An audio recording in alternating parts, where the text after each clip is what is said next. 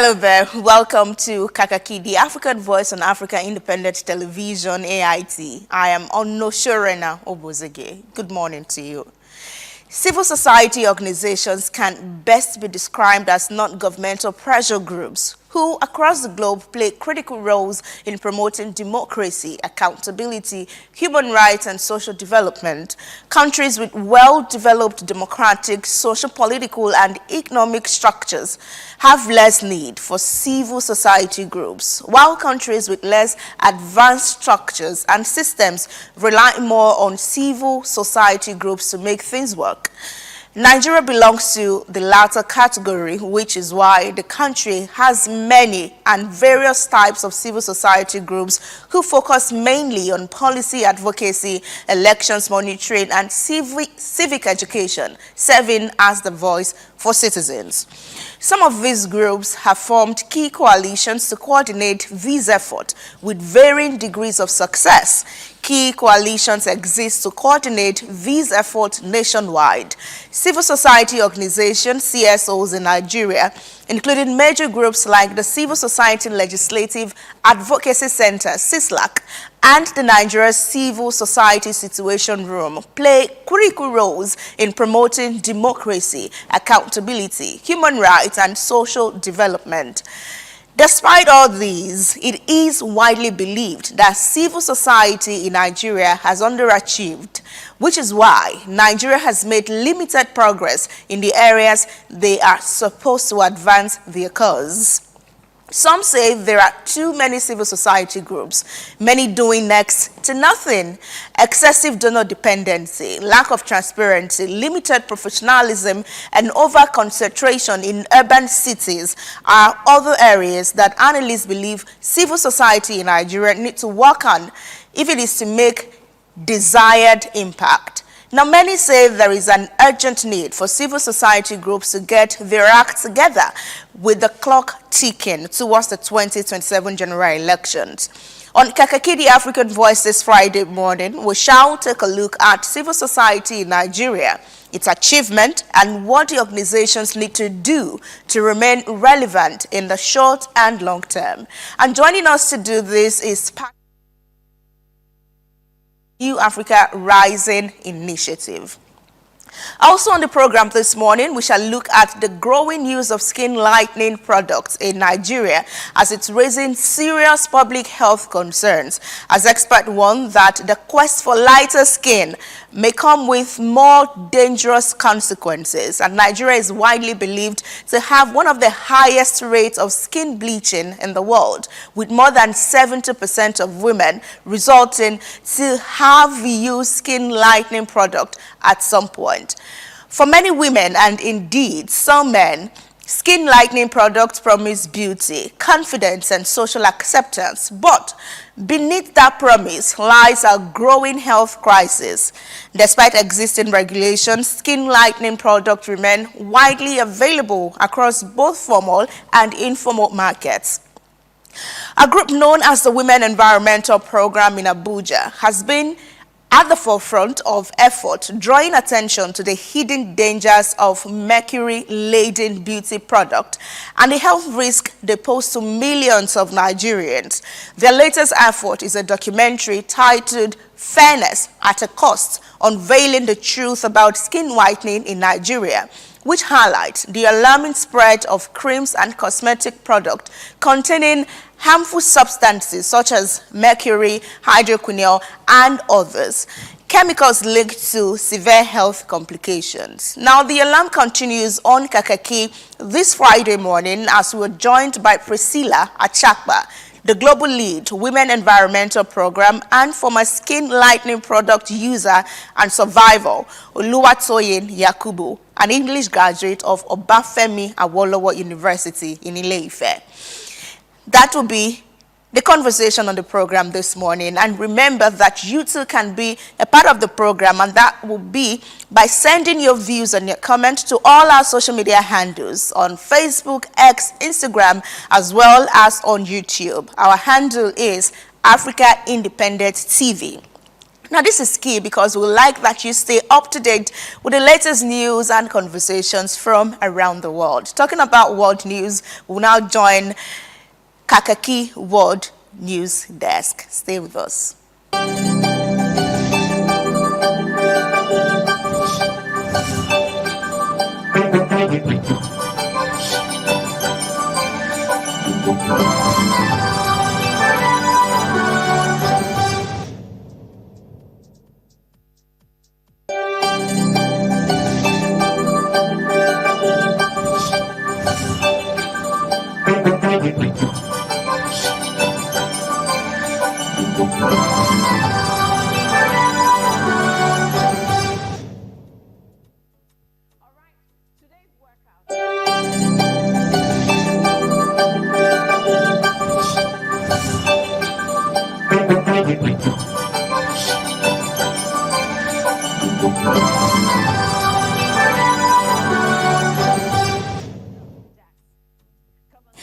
Welcome to the World News on Kakaaki, the African Voice. Energy security, regional conflict, and growing geopolitical tensions are expected to dominate discussions as leaders of the Association of Southeast Asian Nations gather in Philippines for a major summit in Cebu. The meeting comes at a time of rising concerns over the impact of the Middle East crisis on Asian economies heavily dependent on imported fuel supplies, while unresolved disputes in Myanmar and the South China Sea continue to test regional stability. We have the report. Leaders of the Association of Southeast Asian Nations are converging on Cebu, Philippines for a two-day summit expected to focus heavily on energy and food security amid mounting global uncertainty.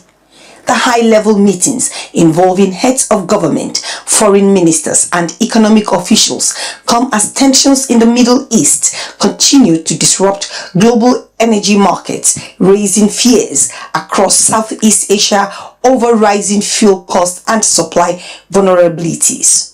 Philippine Foreign Affairs Secretary Teresa Lazaro says protecting energy and food supplies remains critical for the region's population of nearly 700 million people.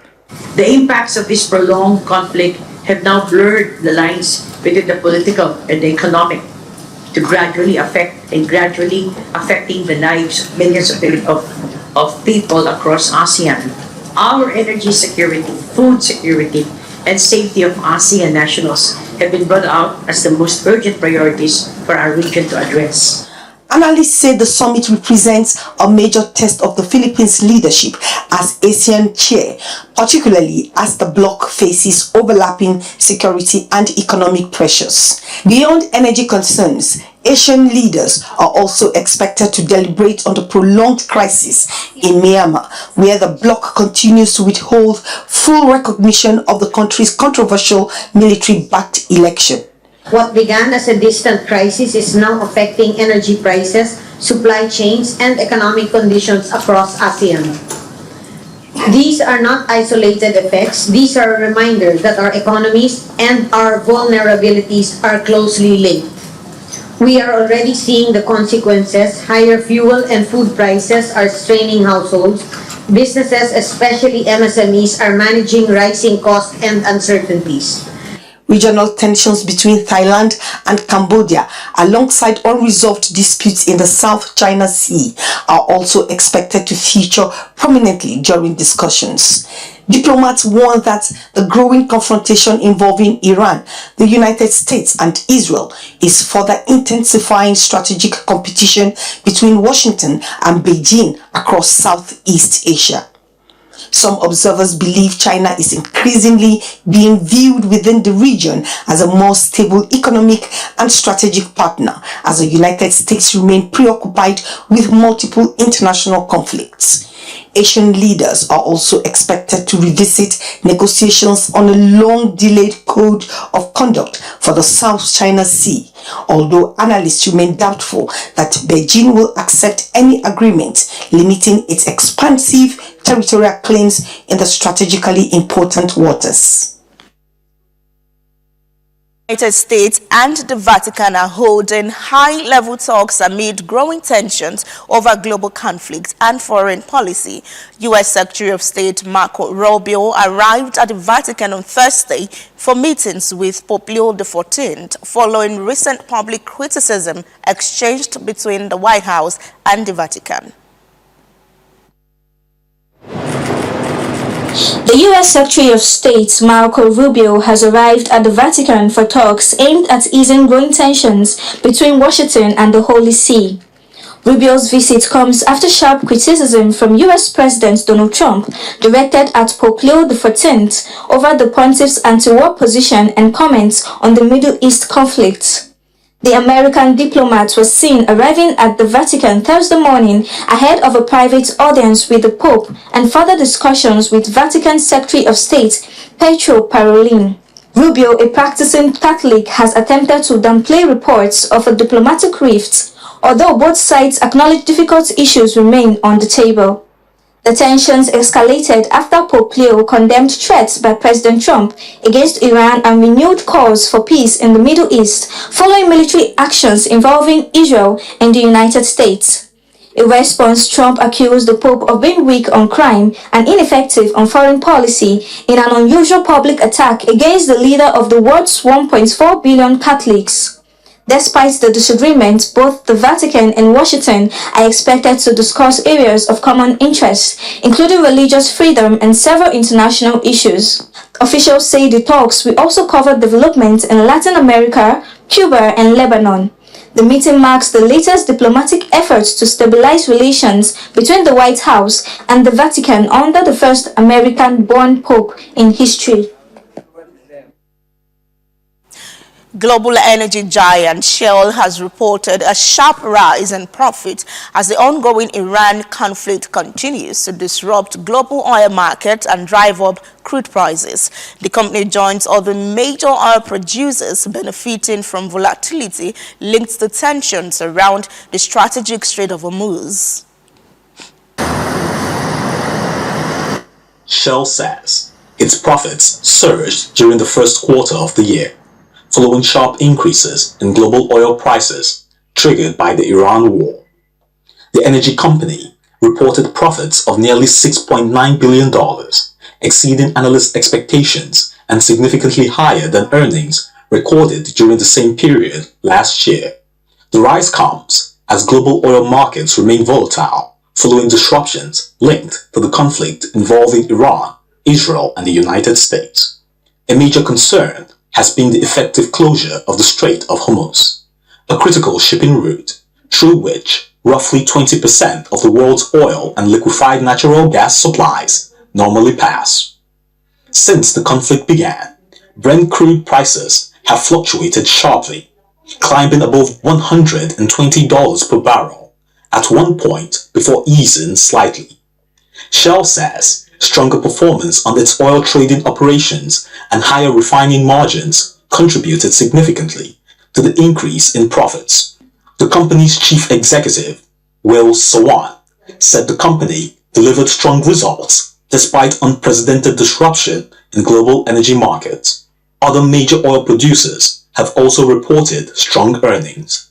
Last week, BP announced that its profits more than doubled during the same period, while Norway's Equinor reported its highest quarterly profit in 3 years.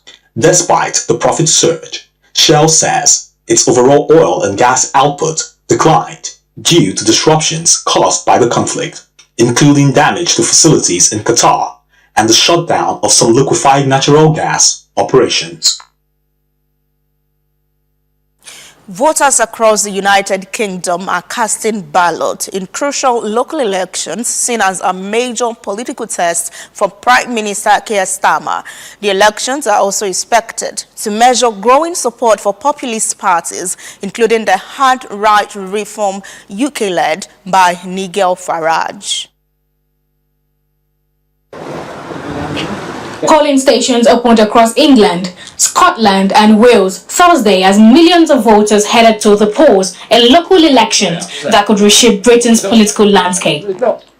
The vote marks the biggest electoral test so far for Prime Minister Keir Starmer since his Labour Party secured a landslide victory in the 2024 general election. Starmer and his wife were seen casting their ballots at a polling station near the British Parliament in Westminster. Opinion polls predict difficult results for Labour amid growing public frustration over economic pressures and rising living costs. Political analysts say the elections are likely to reflect increasing dissatisfaction with Britain's traditional political establishment. Reform UK, led by anti-immigration politician Nigel Farage, is expected to make significant gains alongside the Green Party, which has also attracted growing support. Around 5,000 council seats are being contested across England, while voters in Scotland and Wales are also electing members of their devolved parliaments. Although Labour came to power promising economic recovery and political stability after years of conservative rule, critics argue the government has struggled to deliver major improvements. The administration has also faced controversy surrounding former Ambassador Peter Mandelson and renewed criticism over the pace of economic growth. Results from some areas are expected overnight, while the majority of outcomes will be announced later on Friday. It is reeling after the brutal killing of a 14-year-old schoolgirl stabbed to death on her way to school in the town of Hantavirus. As grief spread across the region, authorities have opened psychological support centers for traumatized students, while investigators continue questioning a 23-year-old suspect believed to have been close to the victim. Silence and shock now hang over the quiet French town of Hantavirus following the fatal stabbing of a 14-year-old girl on her way to school. On Thursday morning, the victim's school reopened its doors to students seeking emotional and psychological support, although many avoided speaking publicly about the tragedy. One mother told reporters it is absolute horror, explaining that her daughter had known the victim very well. She also said she personally accompanied her children to school instead of allowing them to take the usual bus, describing the moment as deeply painful for families and the community. The school is located only a few hundred meters from where the teenager died from stab wounds. Outside the school gates, mourners placed candles and white roses in tribute to the victim. Senior education and government officials visited the school to support students and staff, while specially trained personnel were deployed to help pupils cope with the trauma. Meanwhile, investigators have arrested a 23-year-old man in connection with the killing. Prosecutors said the suspect may be the victim's former boyfriend as the investigation continues into the circumstances surrounding the attack. German health authorities are monitoring a possible hantavirus contact case after emergency responders transferred a passenger evacuated from a quarantined cruise ship to a hospital. The development follows a deadly outbreak aboard the MV Honduras, where 3 people have allegedly and already died in a growing international health scare. Emergency services in Germany have transported a possible antivirus contact case from the Netherlands to a specialist hospital in Dusseldorf. Officials say the individual had contact with an infected passenger aboard the cruise ship MV Honduras, but is currently showing no symptoms. The transfer operation began Wednesday evening near Amsterdam before the patient was moved to Dusseldorf University Hospital for monitoring and further medical evaluation. The World Health Organization earlier confirmed that 3 people, including 2 crew members, were evacuated from the quarantined vessel following the outbreak. The MV Honduras has remained at the center of international concern since health authorities were informed that 3 passengers had died from a suspected hantavirus infection.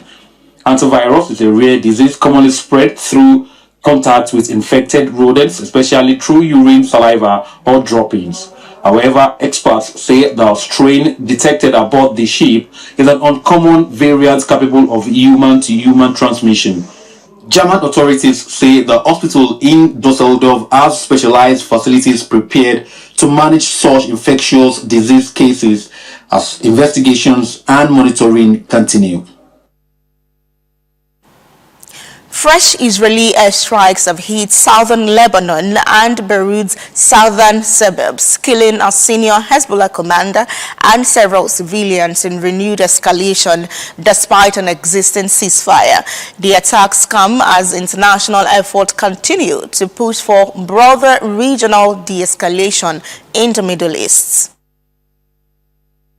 A senior commander of Hezbollah's elite Red One force has been killed in an Israeli airstrike targeting Beirut's southern suburbs. Sources close to Hezbollah identified the commander as Malik Balut, describing him as the operations commander of the group's special force unit. Israeli Prime Minister Benjamin Netanyahu confirmed that Israeli forces had targeted a Red One force commander during the operation. The strike hit the Gobira district, a Hezbollah stronghold in southern Beirut, marking the first Israeli attack on the area in nearly a month. An AFP correspondent at the scene reported extensive destruction, with residents seen leaving damaged buildings carrying personal belongings. Lebanon's health ministry says at least 11 other people were killed in separate Israeli strikes across southern and eastern Lebanon. In the town of Kakaaki alone, 4 people were killed while dozens, including women and children, were injured. Israeli strikes have continued across several parts of southern Lebanon despite a ceasefire agreement that came into effect in April. The Israeli military says its operations are aimed at preventing planned or ongoing attacks by Hezbollah. Meanwhile, Hezbollah has continued retaliatory attacks against Israeli troops along the border. The latest escalation comes as diplomatic efforts intensify in the region, with US President Donald Trump expressing optimism about a possible peace agreement involving Iran. According to the World Health Organization, more than 150 attacks on healthcare facilities have been recorded since the conflict intensified, resulting in over 100 deaths and widespread damage to hospitals and health centers across Lebanon. More than 30 years after one of France's most controversial murder convictions, the case of Daniel Prince is once again before the court. The 69-year-old sentenced to life imprisonment for the 1994 killings of 4 family members is seeking a retrial as judges examine fresh evidence that could reopen the high-profile case. France Court of Revision is reviewing a new appeal filed by Daniel Prince, who has consistently maintained his innocence despite being convicted of the quadruple murder in Western France.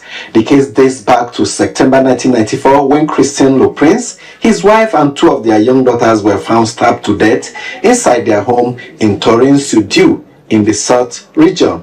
A 2-year-old child was the only survivor. Daniel Prince, the victim's brother, was convicted in 1997 and sentenced to life imprisonment. Although he initially confessed to killing his brother, he later withdrew the confession and has repeatedly denied responsibility for the murders. Now aged 69, Le Prince is once again asking the court to overturn his conviction and grant him a new trial. The latest hearing follows fresh arguments from his legal team pointing to new evidence and unresolved inconsistencies in witness testimonies. A reconstruction carried out in 2023 reportedly raised questions about statements made by his eldest daughter, who had testified against him during the original investigation. Ahead of the hearing, France's Advocate General also supported the possibility of a retrial, saying new elements in the case deserve further examination. Judges are expected to reserve their decisions following the public hearing. If granted, the ruling could pave the way for one of the rare criminal conviction reversals in modern French judicial history. Behind the growing migration crisis along the Atlantic routes to Europe are children left behind to mourn parents who never returned home. In Senegal's coastal communities, families are struggling with grief, poverty, and unanswered questions after thousands of migrants died or disappeared at sea while attempting dangerous journeys to Europe. In Senegal's western port city of Mbour, the pain of migration is etched deeply in the lives of children whose parents vanished at sea. For young Fallow, silence has become his way of coping after his mother died attempting to reach Europe by boat. His mother, Awa, died in Morocco in 2024 after the overcrowded wooden boat carrying migrants capsized during the journey. He separated from his younger brother and leaving with his grandmother. The young boy says he rarely speaks about the tragedy. His grandmother recalls the shock of learning that her daughter had secretly boarded a migrant boat heading toward Europe. Weeks later, the family received news that she had died in a Moroccan hospital, but her body was never returned home. Across Senegal, thousands of children are believed to have lost parents to the dangerous Atlantic migration route linking West Africa to Spain's Canary Islands. According to a civil rights group, more than 10,000 migrants died or disappeared on the route in 2024 alone, the highest figure recorded since monitoring began. Economic hardship, unemployment, declining fishing opportunities, and limited legal migration options continue to drive many Senegalese to attempt the perilous crossing. For 11-year-old Sokna, whose father disappeared after a migrant boat caught fire in 2022, the uncertainty remains painful. Her family was simply informed that he was, quote, among the victims. Aid groups say many families are left without closure, while children often carry the emotional trauma in silence, struggling with grief, anger, and uncertainty about the fate of loved ones. And former Minister of Power, Saleh Maman, has been convicted by the Federal High Court in Abuja over a 33.8 billion naira fraud and money laundering case prosecuted by the EFCC. Justice James Omotosho found Maman guilty of a 12-count charge bordering on fraud, money laundering, and criminal breach of trust linked to funds meant for the Mambila and Zungeru hydroelectric power project. The court also convicted him for making a cash payment of $655,700 equivalent to about 200 million naira for a property in Abuja outside the banking system, contrary to financial regulations. Justice Omotosho described the prosecution's evidence as overwhelming, adding that the former minister lived lavishly at the expense of Nigerians. Maman was absent during the judgment. The court has fixed May 13 for sentencing and issued a warrant for his arrest. The Nigerian government is boasting of reducing malpractice in schools examinations by 90% and targets 100% at the end of 2027. This was revealed by Nigeria's Vice President Kashim Shettima and the country's Education Minister Tunji Alausa as the foremost National Examination Council clocks 25 years. There is no single official global examination malpractice ranking that is updated yearly like Transparency International. According to reports, however, in 2012, Nigeria ranked tops in the Global Examination Malpractice Index. Between 2024 and 2025, the country remained among the worst globally as it struggles to make amends. Eliminated exam malpractices. Fraudulent result in equal to almost 90%. But I'm making promise to Nigeria, to the country, that by 2027 we'll have 100% elimination of examination fraud. Let us continue to build a system that is inclusive, credible, and worthy of the trust that has been placed in us. At inception, school leaving certificates like that of the National Examination Council (NECO) faced credibility issues at home and abroad. Many universities and employers required extra verification or rejected it. Our journey from the challenging early days to a position of international recognition demonstrates what can be achieved where leadership, staff. As JAMB and WAEC joined NECO in its 25 years of existence, the Nigerian government expresses optimism that with the start in the use of computer-based tests, biometric verification, and AI monitoring to reduce fraud, the country can rise soonest to applaud itself. Abulu Osemahu, AIT News, Abuja. Nigeria is a young country. More than 70% of its population is under 35. That's not just a number. That's energy. That's innovation. That's the future of its democracy. For too long, young Nigerians have been told to wait their turn, but waiting has not built the Nigeria they all want. Youth bring fresh ideas, digital skills, and a direct connection to the realities facing communities. Today, from jobs to education to security.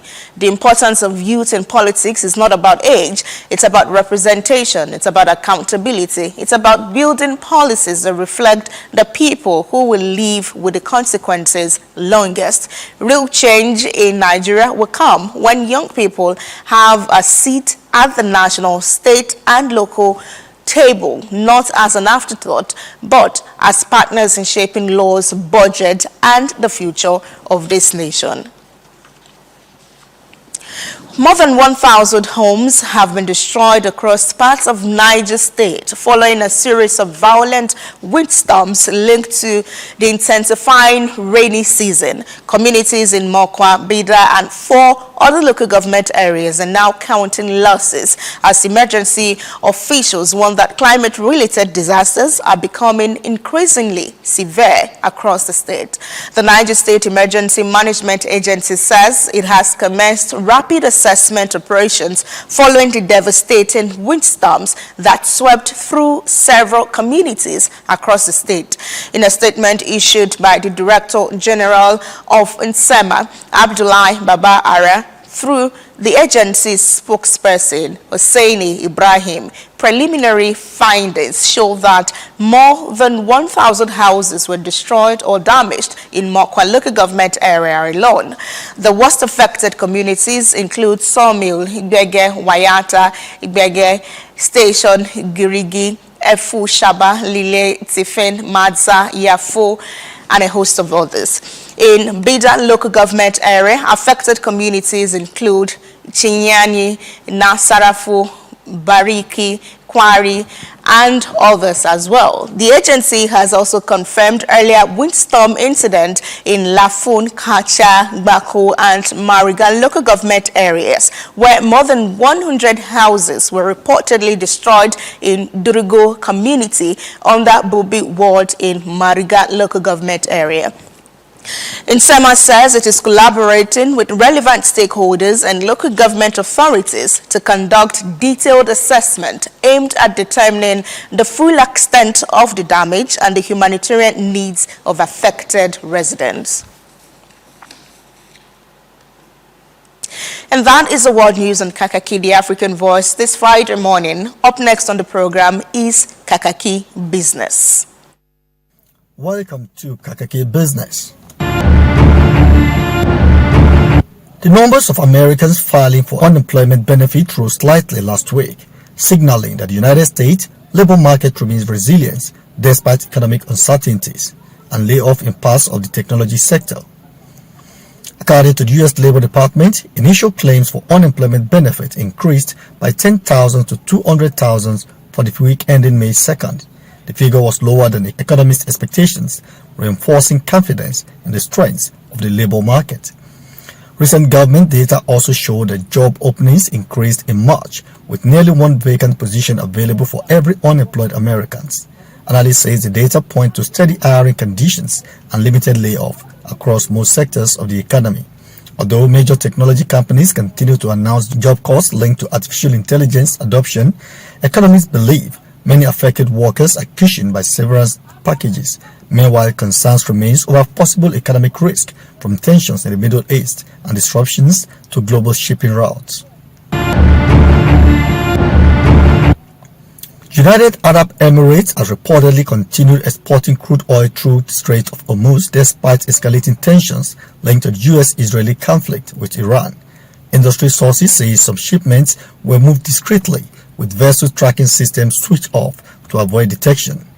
Data from shipping trackers indicate that the Abu Dhabi National Oil Company exported millions of barrels of crude from Gulf terminals in April, with some cargoes transferred offshore before heading to refineries in Asia. The move highlights growing concerns over energy security and supply disruptions in the region. The Strait of Hormuz remains one of the world's most strategic oil routes, handling a significant share of global crude exports. Iran's response to recent military actions have raised fears over restricted access through the channel, pushing global oil prices above $100 per barrel. Analysts say Gulf producers are now balancing commercial interests with rising security risk, while UAE has continued limited export. Other producers in the region have either reduced shipment or rerouted export through alternative channels.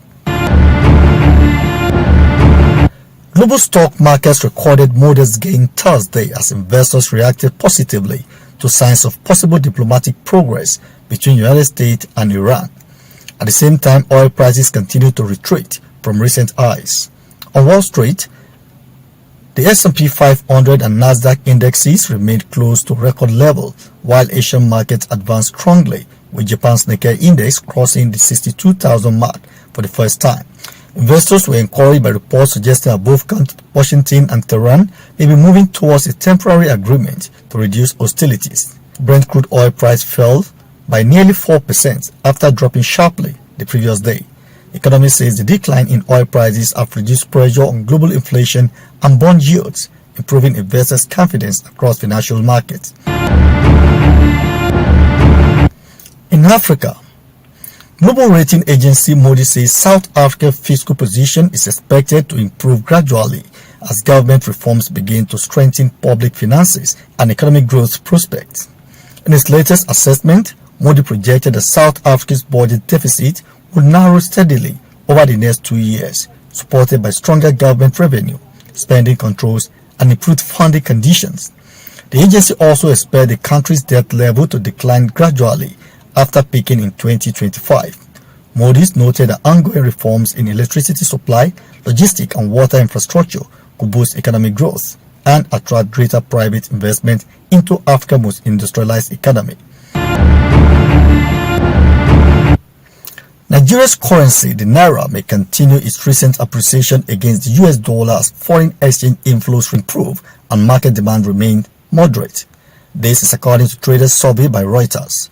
The Naira traded around 1,356 to dollar on the official market rate on Thursday, stronger than the previous week's level. Analysts say higher yield in Nigeria's financial markets are attracting foreign investors and boosting dollar supply. Across Africa, currency performance remained mixed. Chile is expected to remain stable, while Ghana Cedi and Zambia Kwacha may face further pressure due to strong demand from foreign exchanges linked to energy import and manufacturing activity. Uganda shillings is also forecast to remain largely stable ahead of the country's interest rate decision next week. Economists say the movement of African currencies will continue to depend heavily on global oil prices, investors' confidence, and central bank interventions aimed at stabilizing foreign exchange markets. Minister of Budget and Economic Planning Senator Abubakar Bagudu has called on local government authorities across Nigeria to take the lead in driving inclusive development and strengthening social protection at the grassroots. Speaking during the stakeholder engagement with local government chairmen in Abuja, the minister emphasized that the Nigerian constitution places responsibility on all levels of government to improve the welfare and living conditions of citizens. He stressed the need for stronger collaboration between federal, state, and local government in addressing poverty and economic hardship. Bagudu noted that many Nigerians, including farmers, traders, and small business owners, continue to struggle despite their effort, making social protection programs necessary. Bagudu further urged local government chairmen to move beyond dependence on federal allocation by harnessing the economic potentials within their communities. He maintained that stronger grassroots leadership and better coordination would enhance inclusive growth and national development. The Lagos Chamber of Commerce and Industry has urged the federal government to manage any potential oil revenue windfall in 2026 with discipline by investing in productive sectors of the economy rather than increasing recurrent spendings. Speaking in an interview with CNBC Africa, Director General of the Chamber, Dr. Chinyere Almona, warned that Nigeria risks repeating past mistakes where a period of high oil prices failed to produce long-term economic benefits. She advised the government to channel additional oil earnings into infrastructural, economic diversification, and sovereign wealth fund. Amana said Nigeria continues to face serious economic challenges, including high inflation, expensive borrowing costs, poor electricity supply, and weak logistics systems. According to her, the government should use any revenue gains to reduce borrowing pressure and support reforms that lower the cost of doing business. And lastly, a coalition of civil society organizations in Nigeria has called on the federal government to explore nuclear energy as a long-term solution to the nation's persisting power supply challenges, saying stable electricity remains critical to national development.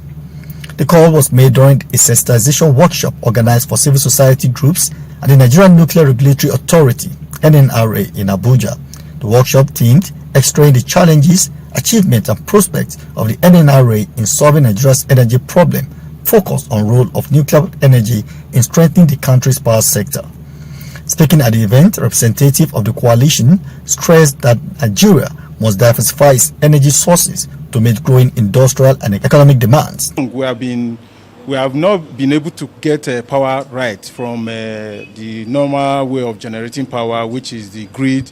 Several times you hear of grid collapse. Let's even look at another aspect. Let's see if nuclear can give us that, can come in place of that. You understand? So, and one of the issues we raise is challenges in funding, in the funds. So as CSO, I think we'll begin to see how we can advocate, how we can begin to, speak to the government, to the policymakers, to see how they can make funds available. Nuclear activities of Nigeria, if regulated, and more attention is given to it by government, will bring to good and bring to bear the needed gap that have been felt in terms of electric generation in Nigeria. To catch up with what the world is doing to be able to achieve our desired result of getting to where our desired goal is by investing all that we have inevitably in achieving that required goal. Also speaking, the representative of the Director General of the Nigerian Nuclear Regulatory Authority and head of Legal and International Cooperation, John Adamu, said the agency has made significant progress in ensuring nuclear safety and regulatory compliance in Nigeria. However, he identified inadequate funding as a major challenge affecting the agency's operations and overall effectiveness. I will just sit down in the office to develop regulations. Also, we have a regulation developed, which Mr. President also approved. It's called the Nigerian licensing of sites. So where you want to put that nuclear power plant, that site has to meet certain criteria. For instance, you don't put a nuclear power plant in a densely populated area. It's a no-no. So all these requirements are there. So funding is to develop one regulation takes at least 4 international experts the IA will bring to review this. Now it costs money. The stakeholders at the workshop therefore called for stronger government support, improved funding and increased public awareness on the peaceful use of nuclear technology, maintaining that with the right policies and regulatory framework, nuclear energy could play a vital role in addressing Nigeria's energy deficit and driving sustainable national development. And that's it on Kakaaki Business. Good morning. All right, welcome back from those business reports. We'll now run you through one of our special reports this morning, which is that the country director of the World Bank, Matthew Verghese, is saying that Nigeria remains one of the World Bank's with about 70% of its projects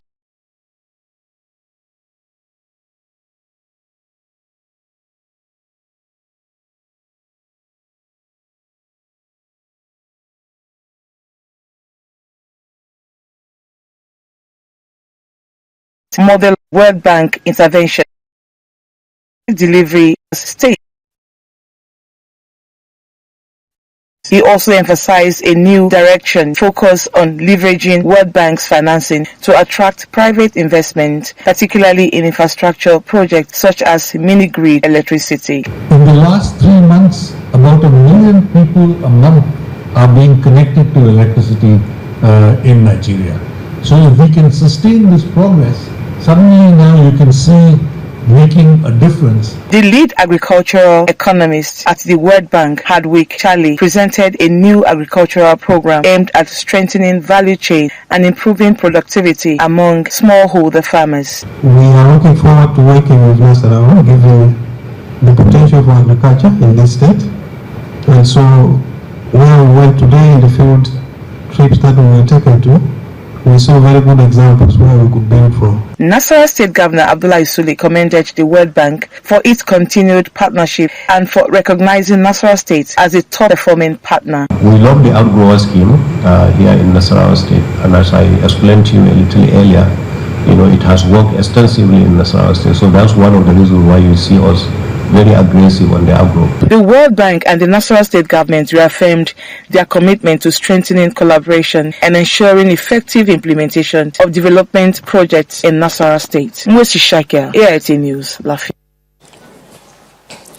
And with plastic pollution rising across Nigerian cities and campuses, the government of French Republic is investing more than 753,000 euros in a university based on recycling initiative aimed at transforming waste into research, innovation, and sustainable enterprise. The project, unveiled in Abuja in partnership with the Nigerian government, targets 13 universities as part of a broader push to confront Nigeria's growing plastic waste challenges through education and environmental technology.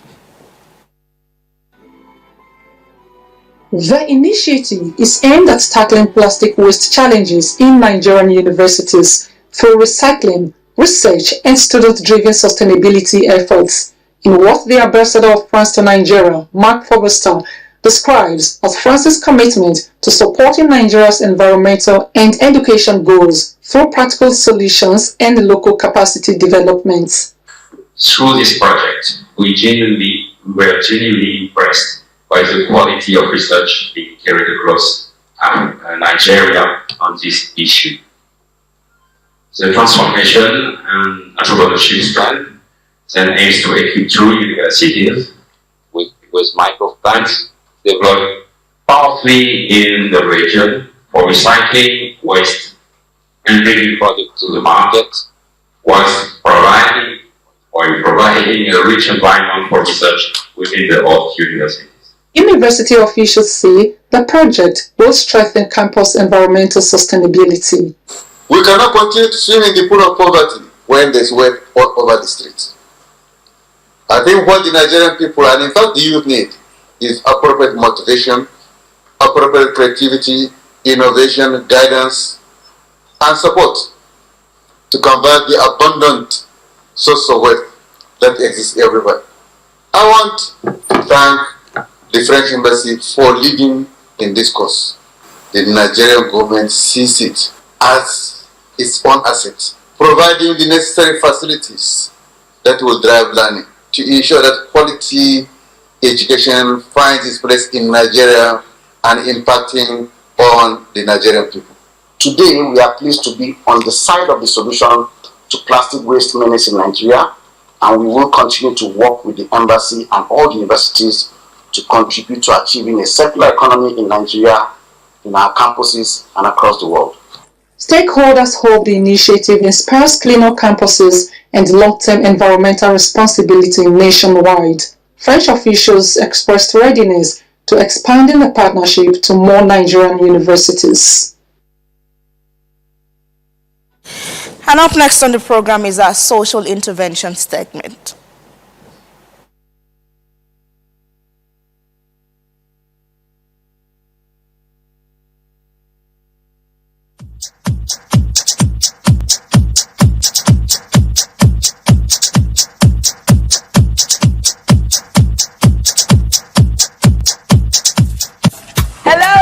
And welcome to Get Fit in 60 Seconds with Jolly Phillips. Now everyone has 60 seconds in every day to spare. So if you're ready, let's go!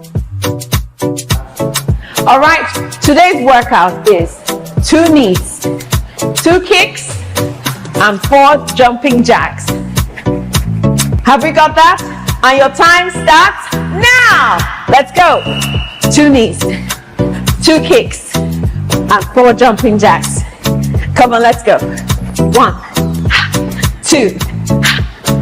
Now, if you can't do your jumping jacks, follow me with this next one. Kick, step out. 1, 2, 3, 4. That's it. Yes. But if you can't do those jumping jacks, come on, go for it.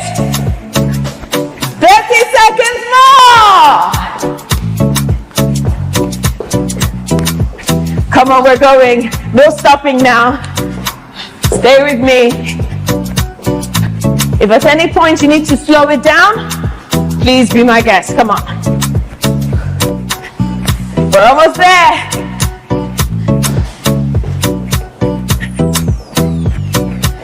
Last 5, 4, 3, 2, and we're done. Well done! I hope you had a great workout. Anyway, what I need you to do is to follow us on Instagram at Alpha Fitness Studios and subscribe to our YouTube channel, Alpha Fitness Studios, for free workout videos, free dance videos, sales and promos, and make sure you join us at the gym, Alpha Fitness Studios in Lekki Phase 1 next time you're in Lagos. So until the next time, bye-bye!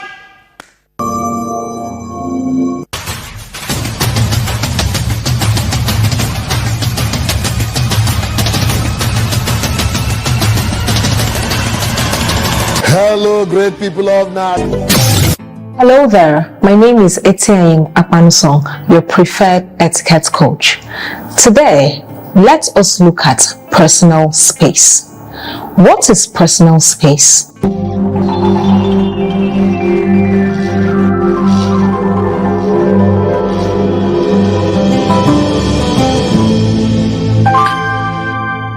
Personal space is the physical distance that surrounds a person, and that includes what they see, what they hear, and what they smell. Maintaining physical distance when approaching or interacting with people make them feel at ease.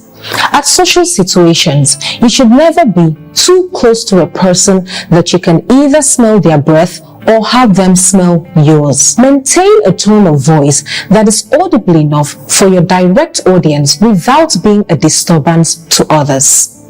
When in public places, avoid repulsive behaviors such as spitting, picking your nose, picking your teeth, urinating, etc. And if you must do any of these, endeavor to be discreet. Understand that a person's personal space is their right which you don't want to trample upon. Keep it classy always. Thank you.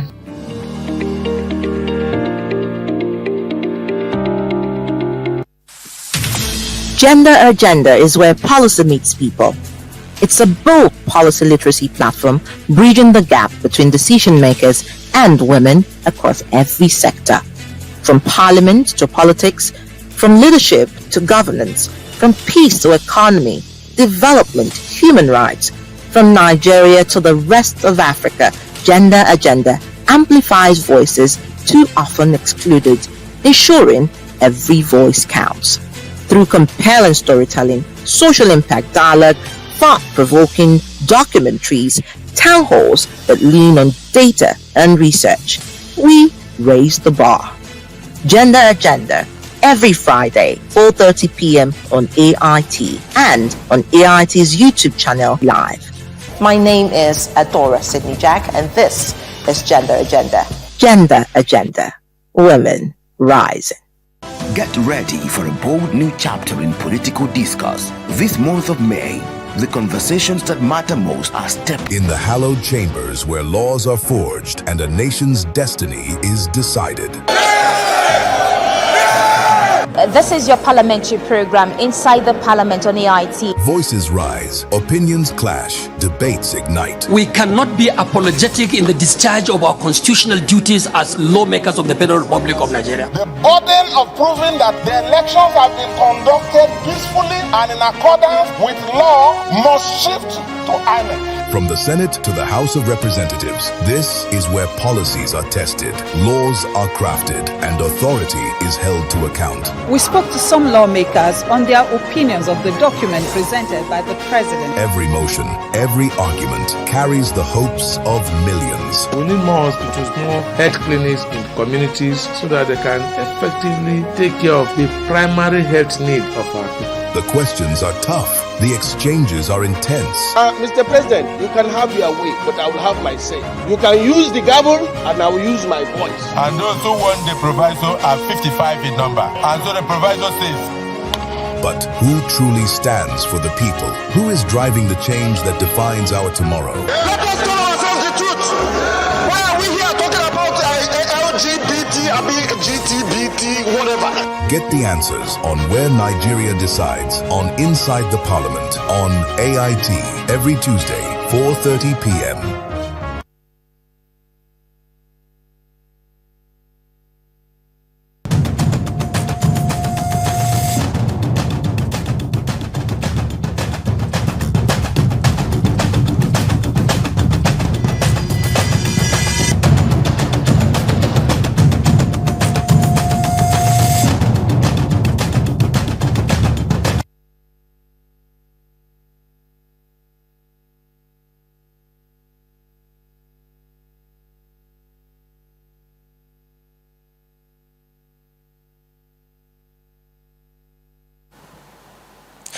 All right, good morning. Thank you so much for being there with us. It's now 7 a.m. That means it's newspaper o'clock on Kakaaki, the African Voice. All right, before our guests join us, we would like to walk you through the pages of the newspapers this morning to see how they are leading differently. We'll begin with Daily Asset that says 2027 Jonathan weighs return bid as Federal High Court hears eligibility case today. Former president begins wide consultation, and that's on page 2 of Daily Asset this Friday morning. Daily Sun says, I'm consulting widely on 2027 presidential race. That's Jonathan talking. Charges supporters to get voters card before asking him to contest. You'll find that story on page 6 of Daily Sun today. To the Daily Monitor, it says, I will consult widely on 2027 presidential race. Jonathan still talking. A writer says, contesting presidency is not a computer game. More stories. Daily Global says, 2027 court to hear suit barring Jonathan Friday, which is today.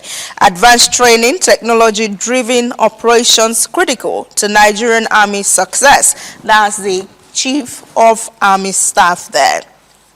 From there, we'll go to Daily Newscraft. It says, run, Jonathan, run. Pressure mounts on ex-president to contest 2027 election. Presidential race, not computer game, says Jonathan. Federal High Court to decide his eligibility today. That story is on page 2 of Daily Newscraft this Friday morning.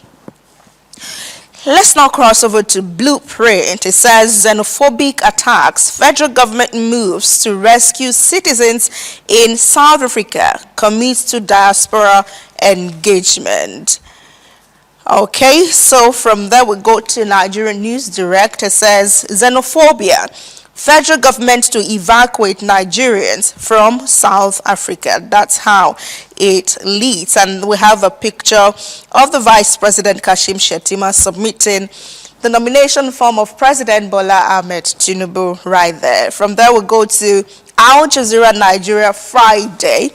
It says xenophobic attacks. Nigeria can't stand and watch. Minister tells South Africa as federal government sets up crisis notification unit for Nigerian citizens. And we have Sultan also talking on Al Jazeera Nigeria Friday that bandits are not Muslims. To this Nigeria now, blackout for ex-power minister Madman. Court convicts him over 33.8 billion naira fraud. EFCC secures interim forfeiture of 9 Abuja assets linked to Timi Priye Silva. To the Authority newspaper now, it says APC Guba hopeful ends up in jail convicted of 33.8 billion naira fraud. Now to the Disclosure newspaper, it says Plateau, Benue killings, rise, save Nigerian Christians from organized genocide. U.S. lawmaker begs Trump, says Nigerian government has abandoned its citizens, no plans to wipe out Christian Sultan counters. Directs ADC factions to return to trial court for continuation of case. You'll find that on page 2 of the Disclosure News this morning. Also on the headline is Leadership Friday, saying Governor Rada mows in government, security agencies, communities aiding bandit. That's on page 4. It also says ex-power minister Maman convicted of 33.8 billion naira. And that story is on page 36 of Leadership Friday today. All right, more stories. That will be about it on the newspaper front this morning. We'll now come to the studio to engage our discussants, our reviewers on Friday. We have Ezocha Inze, the editor with Disclosure News. Good morning. Thank you for joining us. Good morning. Also joining us this Friday morning is Emmanuel Aziken, GWG News. Good morning. Good morning. Thank you for joining us. Apparently, it's a Monday for you. I see you all seated up. All right, then, let's look at what's on the pages of the newspapers. We'll begin with politics. And Jonathan weighs return bid as Federal High Court hears eligibility case. That story is on Daily Asset, Daily Global, Daily Newscraft. To start with you, Emmanuel. Well, it's remarkable. We thought that the Jonathan, the Hubalo, the frenzy over the expected return of President Goodluck Jonathan to power, we thought it had fizzled away. But now we see it coming back. And it's coming back against the background of the fact that a Federal High Court is today hearing a case that was brought to stop him. The case was instituted by one John Mary Jidobi, asking INEC not to receive his nomination form, asking that no political party should submit his name for nomination to run for the office of president. Whatever it is that there's a conspiracy theory that John Mary may be working for the Goodluck Jonathan troops to clear the way for him to possibly run. And until recently, that's especially until 2018, we've had cases of we didn't have the obstacles to somebody like Jonathan running. That was until January 2018, when the National Assembly amended the Constitution to the effect that somebody who has taken the oath of office cannot take it a third time. Now, the pro-Jonathan people are saying that, yes, that law could not affect him in the sense that it was done after he had served, that it could not take retroactive effect as concerning him. You know that there are some people who have served in government, in the executive office position for almost 12 years. We've had a case of a former Yobe governor. We've had the case of especially a former Yobe governor and a former governor of Taraba, Jolly Yame. Jolly Yame served almost 12 years or about 10 years in office. So they are now saying that if Jonathan were to take the presidential ticket of another of a political party and to run and to win office, that would mean that he would have served as president for more than 8 years. And so that is the issue before the courts. So we're expecting the courts to rule and to adjudicate. But I think for whatever reason, the Jonathan, the frenzy over him, I do not think he can gather that kind of momentum. People, we talk to people privately, they say that Jonathan do not have the balls to face somebody like Tinubu in a presidential high stake, sweepstake as is coming, as we're about to have. So it's we are waiting for the court, because once the court determine, once the court's rule, that will put a stop not only to Jonathan, it will put a lead to all such agitations by other people who have who are probably caught in the web of this constitutional amendment that was done in 2018, especially the amendment of Section 137 of the 1999 Constitution.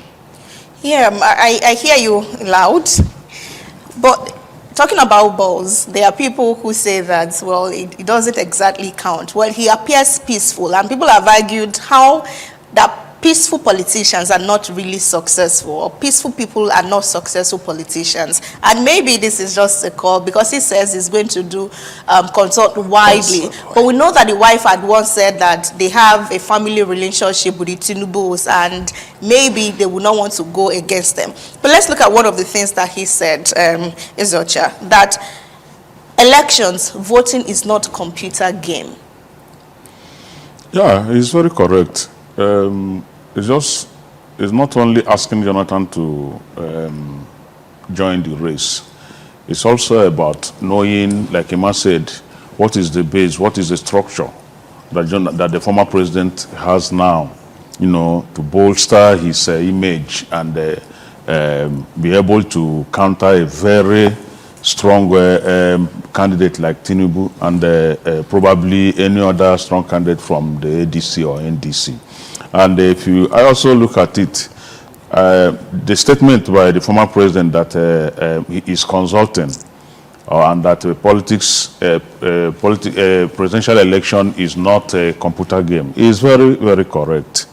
This is not the first time. What happened yesterday at Maitama office of the former president was not the first time a group would be calling out the president to run.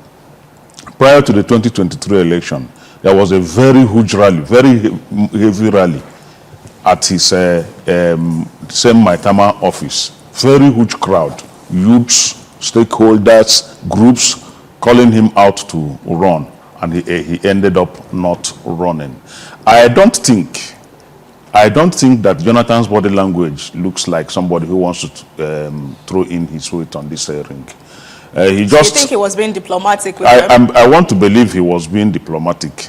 Jonathan is not running because there are so many odds against him if he comes out now. Where is his platform? Can we say that Jonathan belongs to PDP, APC, ADC, or NDC? It is very difficult for him to determine that now. Where is the structure? The whole team, group that backed Jonathan have scattered in terms of structure. Both the governors, the ministers, his aides, they have all scattered. Where is he going to start building up this structure once more to go into this election? Thirdly, today is May 10 or 9, I think, May 8. In the next few days, political parties will round off in terms of submission of names of members, list of members to INEC. Which political party is he going to align with? Is he going to contest election under the PDP, the legally recognized PDP led by Nyesom Wike? Of course, the answer there is no. A capital no. How do I mean a capital no? Is that Wike has said it severally, that he will not support Jonathan if he decides to run against President Ahmed Bola Tinubu. Is he going to ADC? ADC, of course, we have known the route it is following. Or is it his brother? Which route? Of course, we know that allegedly ADC, till this moment, ADC is yet to say this is where our presidential ticket is going. That means it is open. That means it is open. They have not said, like every other political party has said, we are zoning our presidential ticket to the south to allow the south complete its 8 years. ADC has remained mute as far as that is concerned. The implication there is that the likes of Atiku Abubakar will contest, the likes of the former PDP man, they'll have to whatever will Saratuddin will contest. Amechi is there. Amechi is there from the south. The likes of it's rumored that the likes of Tambuwal are also nursing ambition. Jonathan can fit in there. And like you said, Jonathan's wife once said that the husband did not leave anything at the villa to go back. I think we all had that. So if his wife, Mrs. Patience Jonathan, came out boldly to say, we are not returning to the villa, we didn't leave anything there, I think Jonathan is just a way of telling the youths. And I want to also concentrate more on what he told the youths. Because if you look at what Jonathan said, he said that Nigeria records the lowest voter turnout during elections. And we know that since Jonathan left election, he has been respectfully, seen as an ambassador of both AU, ECOWAS, and other. He has led several election monitoring groups. In fact, there was one where I thumbed him up more. The latest one he led in, is it Guinea-Bissau or Guinea, where he criticized the president of that country for organizing the coup that removed him while the election was going on. Jonathan is, as far as I'm concerned, Jonathan is one of the Nigerian politicians that I have high regard for. Rena, it is not easy for a sitting president to pick his phone and call somebody who was leading him in an election, even when the election result has not been announced. Even when his foot soldiers were at the International Conference Center struggling, fighting the former INEC president Atahiru Jega to go and listen, to go back to the INEC headquarters and attend to their petition. But as at that time, as that issue, confrontation was going on, this man had already called late Muhammadu Buhari to congratulate him. It is not easy. Well, so my advice is that he should keep that pace, that high pace that the world has placed him, instead of talking about the presidency of Nigeria again. True. We remember that conversation. Well, he also said that his ambition is not worth the blood of any Nigerian. Exactly. We had people say, exactly. He advised Nigerian youth to tune in, make sure that your vote is counted. That Nigeria should be talking about how to conduct a transparent election. All right. Let's go to the blueprint, Nigerian News Direct and Al Jazeera, that says xenophobic attacks. Federal government moves to rescue citizens in South Africa, commit to diaspora engagement. Blueprint, Nigerian News Direct and Al Jazeera have that story. Emmanuel, finally,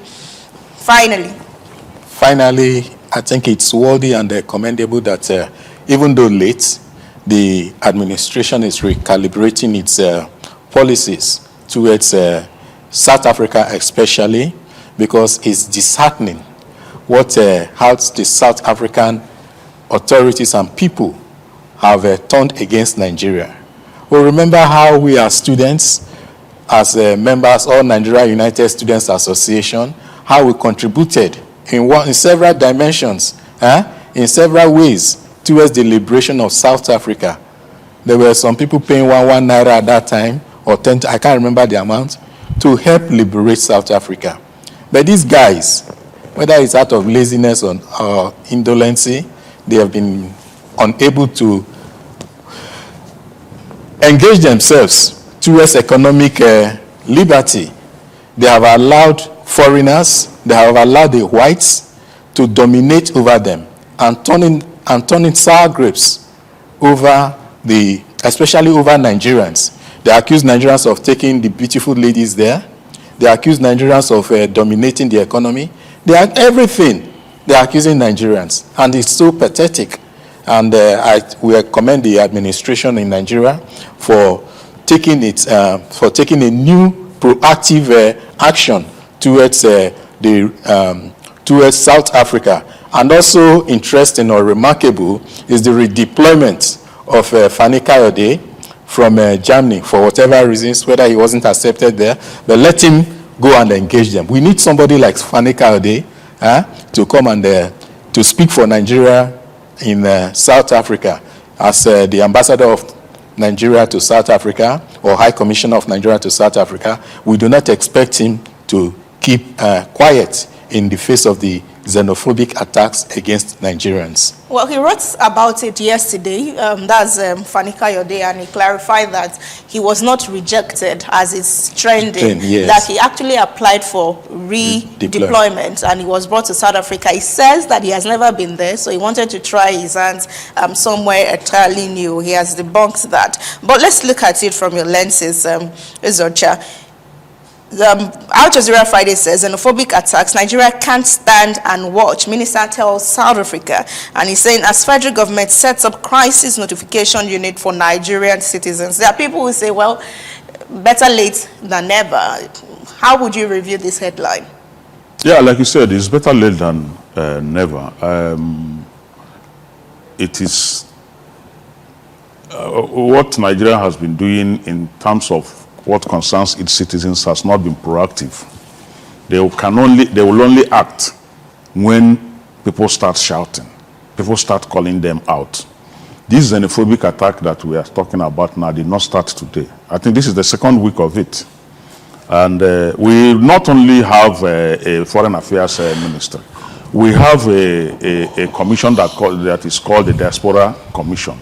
And that Diaspora Commission, I think, should have been in working in partnership with the Minister of Foreign Affairs to stop this, to take this action that they are taking. But as at the time this xenophobic attack was going on in South Africa, the Diaspora Commission was busy politicking, attacking one aspirant or the other.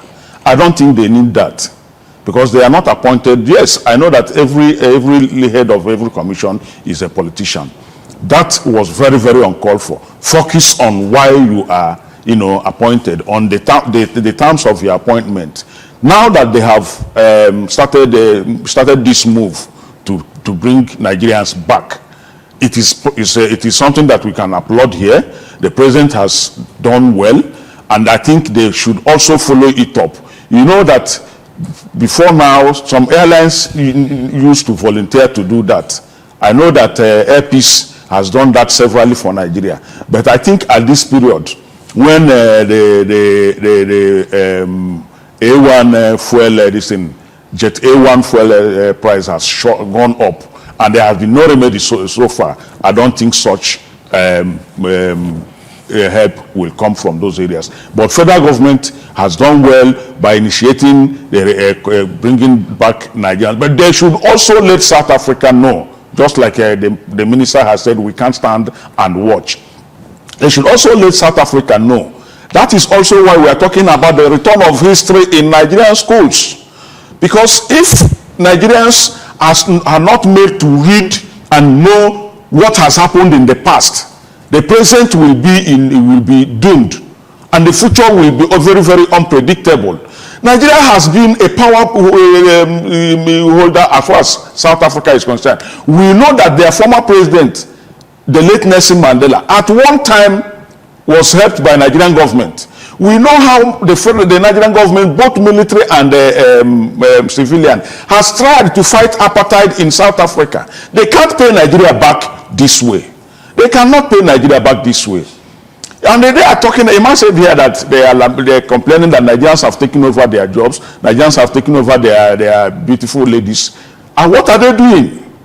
How will you allow a foreigner to come to your land and take, are these things done illegally? I also know that there are some non-documented Nigerians in South Africa, just like in every other country. Just also like they have other countries or non-documented citizens of both South Africa and other countries in Nigeria. But what we are saying is that South African government should not fold their arms and allow their citizens to kill and maim Nigerians, destroy shops, because there are Nigerians working in their country. They should also look back and see the relationship, the diplomatic relationship between this country that they are killing their people now and them. The efforts this country made to return peace and allow the people, the real people that owns the country, to participate in the leadership of this country. Those things should not be abandoned. Right. Okay, very well then. We look forward to the gains of that engagement. And let's talk some money. What affects everybody really? Looking at business NG, it says petrol price war, filling station / pump price to 1,350 naira. What's the battle with marketers? They are slashing it to 1,350 naira. And it's a slash. I can't imagine that, because recently we've had on social media comparisons of petroleum prices in under different dispensations. I do not think that we should be jubilating over this. Recently, I tried to look at comparatively at prices of crude petrol in amongst OPEC countries. I discovered that what we have in Nigeria, it's quite very exorbitant. In Iran, in Libya, war-ravaged Libya, petrol still sells far, far, far low, almost 10 cents a liter. So, and you get not up to 10 cents a liter about that. And you find that this is something we have. I keep on saying it. We should use it as, in economics, there's what they call comparative advantage. When you have you are endowed with a product, you use it to better yourself. But the fact now that the Nigerian government has decided to compare and to sell local petrol at international prices, it doesn't make any sense. And come to think of it, the local economy, the local wages, the local the prices, the salaries, it's not international. So there's no way you can compare benchmark oil price in Nigeria to international prices. And it is worsened by the liberalization of the foreign exchange regime. So it doesn't help Nigeria. I think Nigeria, we can, if we have the political will, to address the issues as concerning the so-called leakages in the subsidy regime. If government were to frontally confront the people, the fraudsters in the regime, the fraudsters who are making money out of it, I think that is what is expected of government. Government has the muscle, but government has been unable to use that muscle to confront the fraudsters, to confront those who are making money out of it. And they say that they say we are consuming almost 50 or even 60 million liters of petrol daily. But this, according to some experts, is not true, because it is believed that it is a way of the experts in the industry or those in the authority using it to make money for themselves. So I think we need a honest interrogation of the figures. We need a honest interrogation of the figures to determine what really is the consumption in Nigeria. So I think government can use petrol as it were, because it affects everybody. It's all over it's in every segment of the economy. So government can protect us. Government can protect us. They have the ability, but they are unwilling to use it to protect everybody. Okay, let's look at the second leg of that headline, still with Business NG. It says filling station slash pump price to 1,350 naira as marketers battle for customers. That's the second leg of it. As marketers battle for customers. Expectedly. Expectedly. They just said 1,350 naira. I just passed through a filling station as I was coming to this place. They are still selling at 1,370 naira. So not all the filling stations have come down. And if you also look at it, as marketers battle for customers, at 1,370 naira or even 1,350 naira, how many customers will queue at the filling station to buy fuel? If you are buying 10 liters of fuel, which cannot take you round in one day, you are talking of 10,300 and 13,700 naira. Assuming you will have a car that take 10 liters of fuel can take you around in one day, you are talking of 13,700 naira or 13,350 naira if it comes down to 1,350 naira. So there is no way you can get these marketers. A lot of customers have parked their cars to take public transport. Even the public transport is on a very high side, and you don't blame the operators of those public transports, because it is like buying and selling. They sell according to what they buy. If you come down to this Business Nigeria, you will see the March report of National Bureau on Statistics. That was one of the cover stories of Disclosure News. NBS came out with their March report, which has shown that prices of foodstuff and other goods have risen beyond control. You can see that our government used to pride that the price of a bag of rice has come down. But from the March report of NBS, you will see that the price has shot up again by 20.5%. And that was well captured on Disclosure News, how NBS analyzed this March report. When you are buying a liter of fuel, 350, as they have brought it down, do you think that a businessman that went to the market, transportation alone will add to the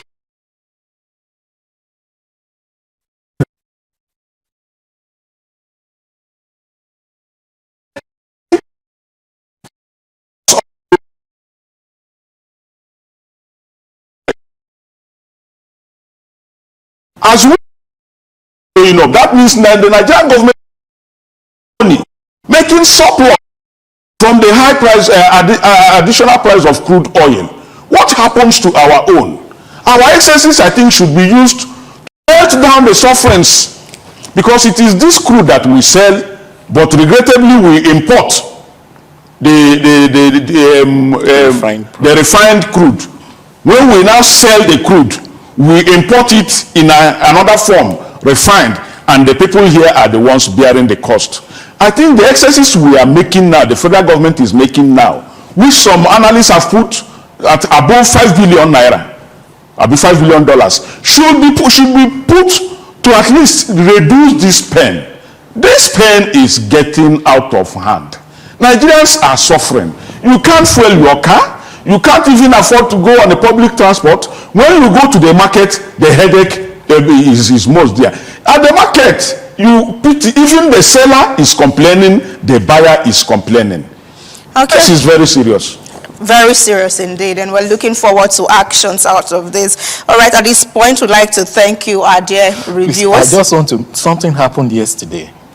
A former minister, Saleh Maman, who was Minister of Power, was convicted for mismanaging more than 30 billion naira. 33.8 billion naira. 33.8 billion naira. All right, I think it's a commendable, we see the administration. It started from General Buhari, a man who was not known for sacking people, but he sacked him and he was eventually prosecuted. So people in office today should know that there is a day of reckoning. Right. A day of reckoning will come for people. Indeed. All right. They should also go for him. Nobody knows his whereabouts. Okay, yeah, he was not present yesterday. He was not present. But we'd like to thank you so much. We'd like to thank you, Eziocha Inze, the Disclosure News editor, as well as Emmanuel Aziken, gwg.ng News. Thank you very much. Thank you. And do enjoy your weekend in the voice of Mr. President. Thank you. All right, everyone. Thank you for being with us through that 30 minutes, half an hour. We'll take a break, and when we return on the program, it will be our first conversation on civil society organizations and their role in a country as Nigeria. In today's global economy, information is everywhere, but insight is rare. Because of the high rate of fuel, the cost of commodities, cost of everything in this country is high. This is unacceptable because Nigerians cannot be made to suffer every time. So, where do you turn for clarity? The right questions. What is the need for Nigerians? Let's really break it down. Income strata wise, revenue strata wise for companies. What are some of the inhibitions that are not making trade work for all? The real answers. Stimulus package must take a different shape beyond what we have seen in sharing of rice, sharing of money. Nancy brings it to you on Moneyline with Nancy. Good morning, everyone, and welcome to Moneyline with Nancy. Clear, well-researched conversations focused on what truly impacts you. Is it that we don't know the number of MSMEs we have in the country, or we don't know where they are? I don't think we can identify 40-something million MSMEs as a people and as a country. Nigeria has the policy framework in place to be a leader on this approach. You can make farmers bankable. Moneyline with Nancy now airs 10 a.m. to 11 a.m. Weekdays, live on AIT and online. If it matters to the economy, join us.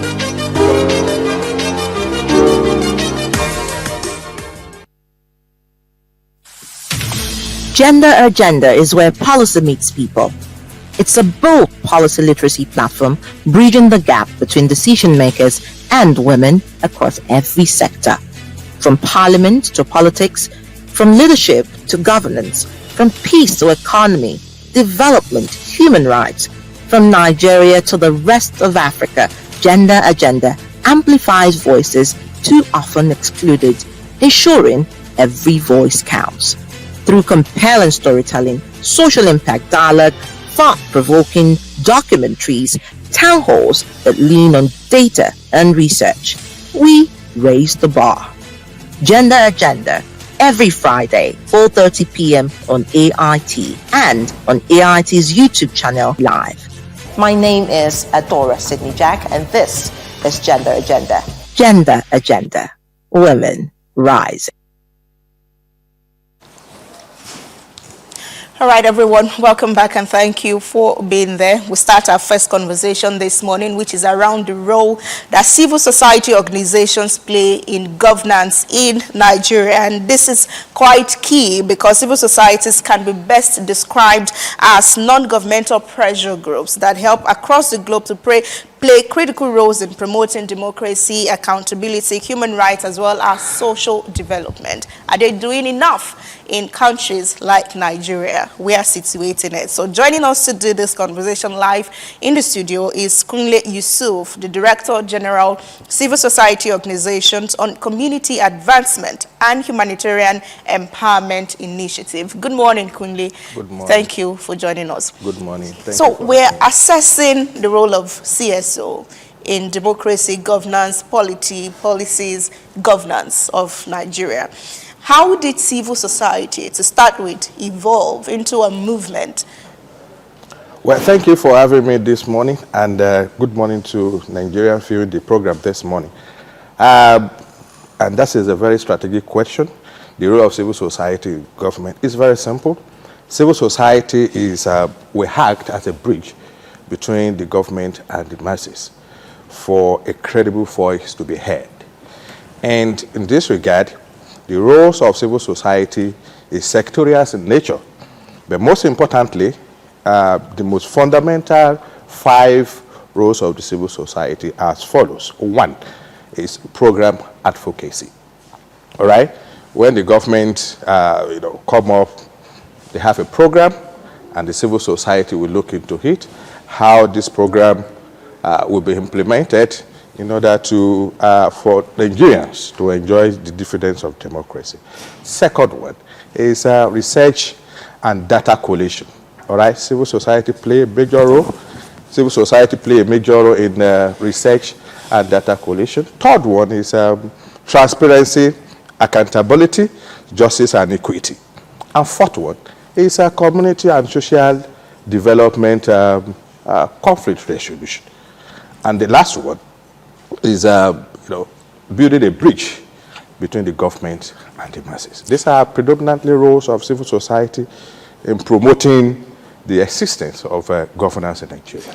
All right, I like that you laid that foundation and so strongly. So would you now say in your assessment that CSOs in Nigeria have been playing that role, that they are objective, or would you say they are underachieved? Well, you have to know this first. As we speak right now, by record, we have over 55,000 registered CSOs, NGO, FBO, and NGO in Nigeria. 25,500 are operational, and 15,300 are being accredited across the sector. 7,500 are operation and partner with government, while 3,500 across 774 local governments are created by various development partners. So at the moment, yes, the role of civil society may not be as expected because, presently, we just like forming a kind of coalition, a body that is, coordinating, supervising, and promoting the role of accredited civil society organization in Nigeria. As we speak now, we are doing our best. Try to promote the government, work with the masses, work with the government agencies, work with development partners, donor agencies to ensure that sustainable development goal, climate change, is on the right path of development. All right. You mentioned that you're doing your best.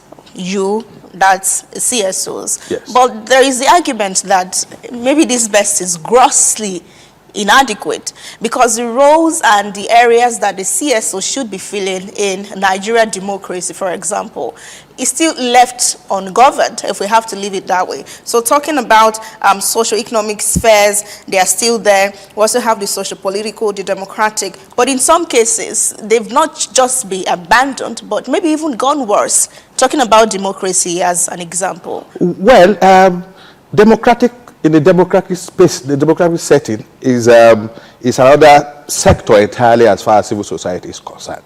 The primary role of civil society is about development, accountability, fairness, and equity. So when you're talking about democracy, it's just one sector out of secretarial segment of civil society organization. Right. And as far as democracy is concerned, you can see in the last 6 months, every 4 years, you see various credible voices coming up, promoting democratic process in Nigeria. And the last 6 months, you can see activities of civil society is being promoted. As far as INEC is concerned, the good governance is concerned, you can see all sorts of, this is the time that everybody will come together to ensure that within our democratic setup, there's equity, justice, and fairness. And of course, the Constitution has given us a power, given the INEC a power to also appoint some of the accredited civil society to monitor elections. So this is, we are doing our best, but until when the INEC pronounce and announce those that will monitor the election, that is when you now see a lot of civil society being very active in that space. You spoke about accountability in your latest intervention. The CSOs, besides holding government to account, would you say they are accountable to themselves indeed? Because you mentioned how, like right now, we have about 50,000 CSOs. Over 55,000. Over 50,000 CSOs. That's a huge number. What are they all doing? Are they not too many? Well, if you look at the rate and the data analysis, demographic setting globally, for example, pick Belgium. All right, the accredited Association of Civil Society Organizations in Belgium is well over 2 million. All right, so when you see civil society organization in Nigeria, it's a trend of less than 100,000 comparing to 300 million people. These are people that promote development at the grassroots. You can see it's just a very small significance. And I just told you out of this close to 60,000, only 15,000 are very operational. So. And these are people that are projecting their own program and policy through grant and self-funding. So it's not as if they are not doing what they need to do.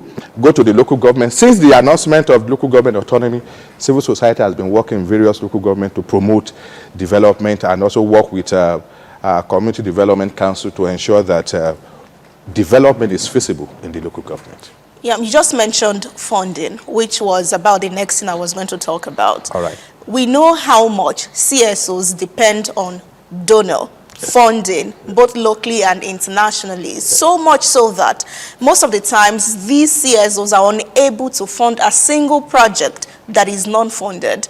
That's over-dependence, over-reliability. How do we make sure that we reduce that survival and dependence on donors to make sure that the work goes on, maybe regardless? Well, we cannot rule out the role of money in executing projects, but how do we make sure that civil society organizations have their own money?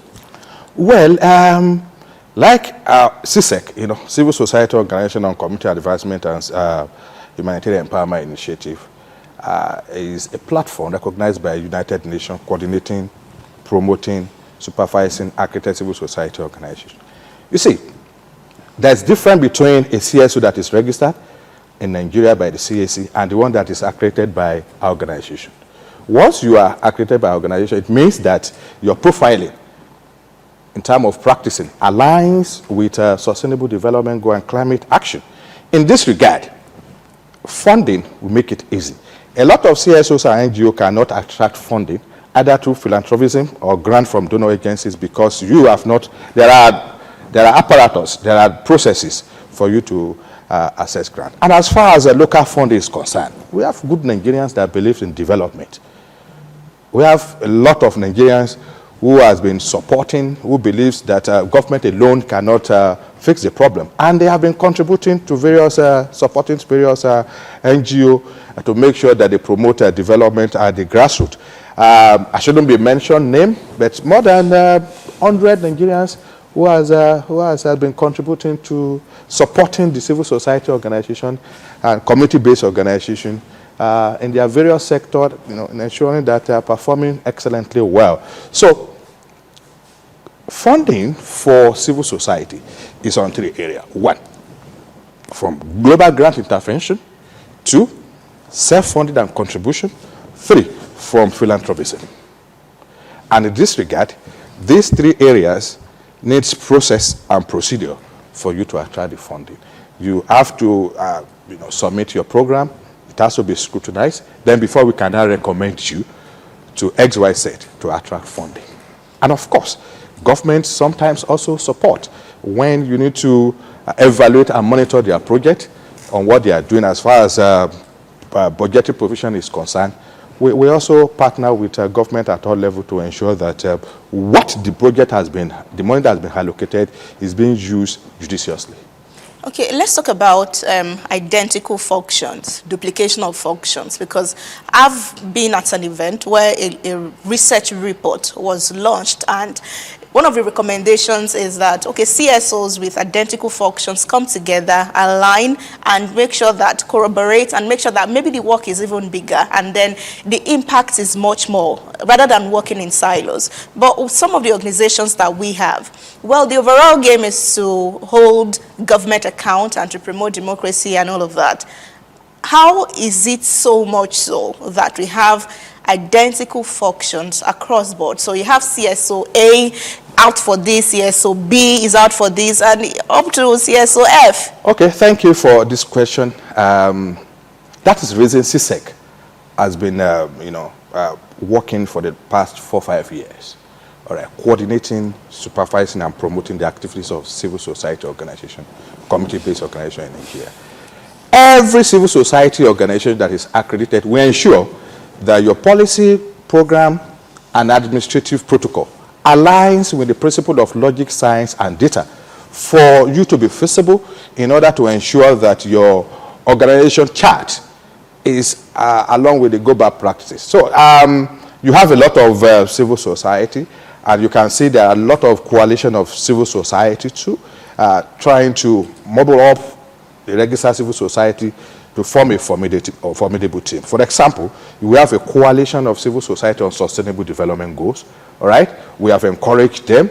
Now they have about 455 to 500 members who are also registered and come together to be promoting sustainable development goals. We have about 285 members of CSOs and NGO working on climate change. All right, we also encourage them to come together, XYZ later. So these are the formula we've been using to ensure that a civil society organization in Nigeria aligns with the Sustainable Development Goal and Action Plan of COP28 in alignment with the principle of logic, science, and data to get the global practice done. All right, let's talk about how this is now looking like an all-comers affair. I'm interested in having a CSO. I just saw a problem and I thought, let me be the ED, the CE of an organization, and then I wake up tomorrow and I have XYZ civil society organization. So that does not give me enough skills to drive conversation and to lead accountability and transparency that a CSO should be leading. So there have been the argument that CSOs, some of them of course, lack the skills to operate, because it looks like anyone who has a dream could just wake up and own a CSO. Okay. Where are you in this? Thank you so much. And I'm also happy to share with you this morning. There are difference between community-based organization, CBOs. CBO, civil society organization, non-governmental organization, faith-based organization. All these four elements, they are working within development space, but with different function. Now, the reason why you've been seeing, or the reason why this has been very pronounced, that some of the civil society lacks skills, is because there is no platform coordinating capacity building and knowledge transferring for some time. But in the last 3 years, CSEC has filled that gap. Every 6 months now, we invite you as our member, we call them associate member of the civil society organization. We provide training for you as far as the global practice is concerned. And our technical partner is a United Nations Institute of Training and Research in Geneva and NIPS in Kuru. These are two most known global think tanks as far as knowledge transferring and capacity building is concerned. The recent one is the Institute of Negotiator and Community Expert in Nigeria. These are the three platforms we've been using to provide capacity building for civil society organizations in Nigeria. And you can testify to it. You can do your research. In the last 2 years, a lot of serious leaders of civil society organizations has been performing wonderfully, supported by the Ministry of Budget and Planning. And the recent visit we had with the President, you can see the report that we submitted as far as the government the last 3 years has been concerned. And we appreciate Mr. President for being leadership with pragmatism, in terms of the engagement we have, our submission. And these are things that will also propel the government to do more. We have submitted our report where they have done well, where there's a need, a concern, and these are what we've been doing for the past almost 3 years. Okay. So they are a platform that is providing capacity building and knowledge transfer in the last 3 years for civil society organizations in Nigeria. 3 platforms: UNITA, United Nations Institute for Training and Research in Geneva; NIPS, National Institute for Policy and Strategic Study in Kuru; and the Institute of Negotiator, Community and Social Development Expert in Nigeria. These are our technical partners that has been given training for registered and accredited civil society organization in Nigeria. So who registers and accreditates? Is it all registered and accredited? No. Once you register, in Nigeria we have development partners, we have donor agencies, we have embassies, and we have international NGOs, all right, that their mandate is to promote development outside what government is doing. And these are, sectors that deals with civil society organizations. So we encourage you, once you register and we profile you that you are credible enough to deal with this body, then we just do like a link that this XYZ is capable enough to handle XYZ on advocacy, and once you are accepted by them, then we refer you as an accredited civil society. So besides that, what other requirements? Do you have to spend a number of years in the field? Well, in civil society organizations, collaboration, partnership, understanding is permitted. If you, at the moment you are registered by Corporate Affairs Commission, before you registered, your trustee might have submitted their CV and profiling for CAC. Once you do that, believe me, and believe me sincerely, that sector is not for mediocres. You deal with international body.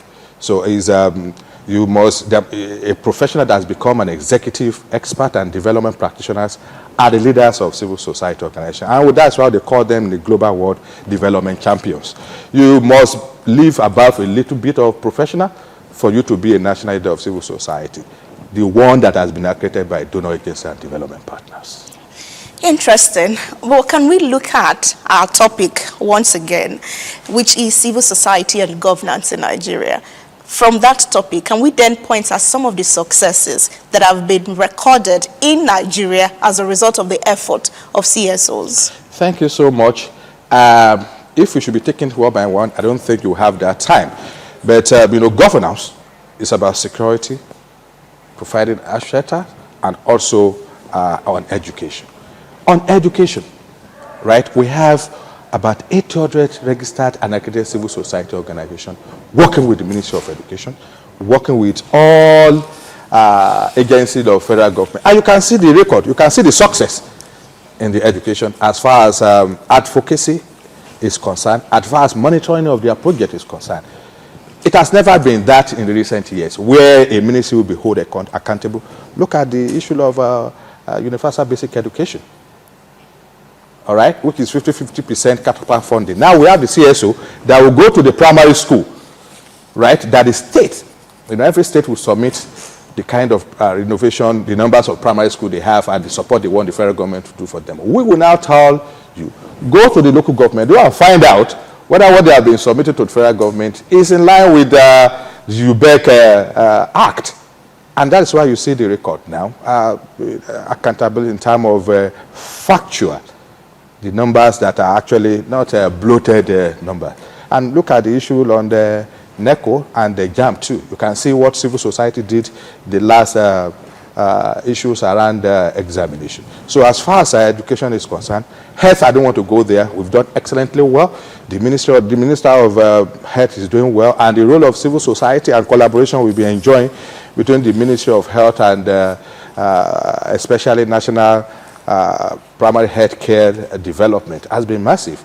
You go, anytime you now see staff of National Primary Health Care in terms of grassroots immunization and stuff, attached one civil society for accountability and fairness. So that's on education, we've done well.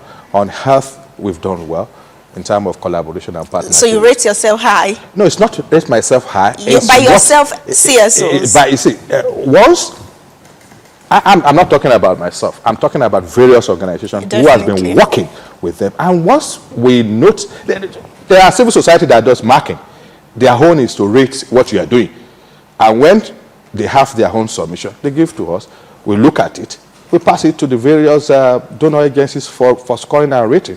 And of course, if you are doing well, we tell you are doing well. If you are not doing well, we also encourage you, you have to improve in XYZ for you to, see, if you are not doing well as civil society, you can't get access to donor agency and development partners. These are not jokers. Okay. Looks like a rich insight this morning in my perspective. So we'd like to thank you so much for coming on the program to discuss civil society and governance in Nigeria. You've been hearing and watching Kunle Yusuf, the Director General Civil Society Organizations on Community and Advancement and Humanitarian Empowerment Initiative. Thank you again, and do have a nice day. Thank you. Thank you for having me. And thank you, viewers. All right. So from there, we'll take a short break, and when we come back, it would be Kakaaki Social O'Clock. Stay with us. Gender Agenda is where policy meets people. It's a bold policy literacy platform bridging the gap between decision makers and women across every sector. From parliament to politics, from leadership to governance, from peace to economy, development, human rights, from Nigeria to the rest of Africa, Gender Agenda amplifies voices too often excluded, ensuring every voice counts. Through compelling storytelling, social impact dialogue, thought-provoking documentaries, town halls that lean on data and research, we raise the bar. Gender Agenda, every Friday, 4:30 p.m. on AIT and on AIT's YouTube channel live. My name is Adora Sydney Jack, and this is Gender Agenda. Gender Agenda. Women rising. Get ready for a bold new chapter in political discourse. This month of May, the conversations that matter most are stepping in the hallowed chambers where laws are forged and a nation's destiny is decided. This is your parliamentary program inside the parliament on AIT. Voices rise, opinions clash, debates ignite. We cannot be apologetic in the discharge of our constitutional duties as lawmakers of the Federal Republic of Nigeria. The burden of proving that the elections have been conducted peacefully and in accordance with law must shift to INEC. From the Senate to the House of Representatives, this is where policies are tested, laws are crafted, and authority is held to account. We spoke to some lawmakers on their opinions of the document presented by the president. Every motion, every argument carries the hopes of millions. We need more hospitals, more health clinics in communities so that they can effectively take care of the primary health need of our people. The questions are tough. The exchanges are intense. Mr. President, you can have your way, but I will have my say. You can use the gavel, and I will use my voice. And those who want the proviso are 55 in number. And so the proviso says. But who truly stands for the people? Who is driving the change that defines our tomorrow? Let us tell ourselves the truth. Why are we here talking about LGBT, GTBT, whatever? Get the answers on Where Nigeria Decides on Inside the Parliament on AIT every Tuesday, 4:30 p.m.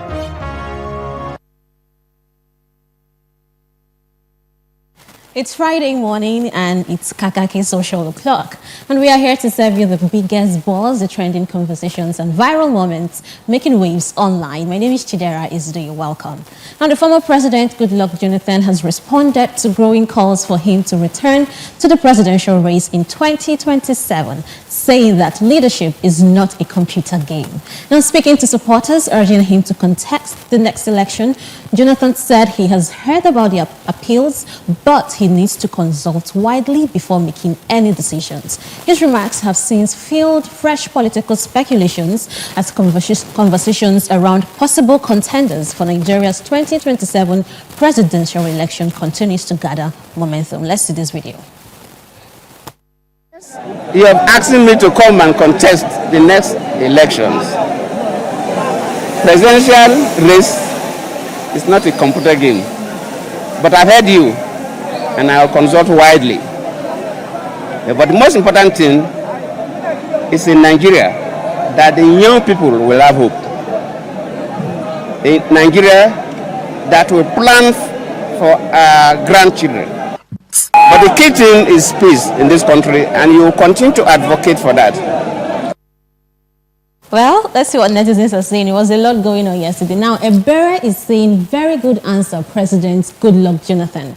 It is not for those people to decide for the South who our presidential candidates should be in 2027. And we have another user who says, if Jonathan joins NDC today, Obi will pack his bag and move to another party immediately. And Maula is saying, presidential race is not a computer game. But I have heard you, and I will consult wisely. He has the right to contest, and I would like to see him give it a try. And in the same line, Ice Daily is saying, Goodluck Jonathan is set to make another terrible mistake of his life. Instead of him to contest as president, let him go and contest for, wow, women leader. You know, if he take his mandates when he was a president, now, is it now that he will come and take it? It's okay. And Nonso Benugu says, Nigeria doesn't need recycled experiments. It needs a clear break from the past and a new direction built on accountability and trust. That is why the focus should remain on a forward-looking alternative like Peter Obi, not reopening debates around former administrations. You guys. Well, let us continue. Another user in the same line says he is pretending he wants to contest, and then he'll step down for Obi. We are ahead of their games we are ahead of their gimmicks. We played this game long enough to know how politics works in Nigeria. Now, let us continue. Actor turned politician Kenneth Okonkwo has sparked fresh political controversy after declaring that by nature, chaos follows Peter Obi. Speaking during an appearance in a podcast, Okonkwo alleged that Obi's involvement in the African Democratic Congress ADC could trigger internal unrest within the party. The former Labour Party chieftain claimed that political instability tends to trail Obi's movement, reigniting conversations over the opposition figure's influence and leadership style ahead of the future political alignment. Now, let's see how netizens are taking all of this that Kenneth Okonkwo said. Now, Diamond Amechi is saying, but Kenneth, I hope you know your association with Peter Obi in Labour Party is the only reason anyone even knows you. Just watch and see how you will disappear and become very irrelevant. See Dati, who remembers him now? They play. Well, I remember Dati. And Tobe is saying, concentrate on your candidates. Doing the same thing, you complained about that when you were with Obi. And another user saying, laugh out loud. Kenneth Okonkwo is one of the many politicians in Nigeria who ventured into politics for the reason of stomach infrastructure. If you know, you know. Lara is saying, in this present Nigeria, someone is saying the reason Peter Obi left ADC is because of fear of free, fair and credible primary election. Who determines it? Peter Obi is aware people who will determine free, fair and credible primaries are highly compromised. What's left to be waiting for? It's very sad, it is what it is. Now, the former presidential aide, Reno Omokri, has stirred fresh debates online after claiming that the situation of Nigeria's economy and claiming that the petrol prices in England are nearly 3 times higher than Nigerians currently pay. Omokri argued that despite persistent complaints over fuel costs in Nigeria, citizens still enjoy comparatively cheap petrol prices than many countries around the world, including the United Kingdom. According to him, this comparison highlights the need for Nigerians to view the country's fuel pricing situation from a global perspective rather than focusing solely on local economic pressures. Let's see what netizens are saying concerning Rena's comments. Now, David says, spinning hardship as not that bad by ignoring relatively is a joke. Context matters more than the headline number.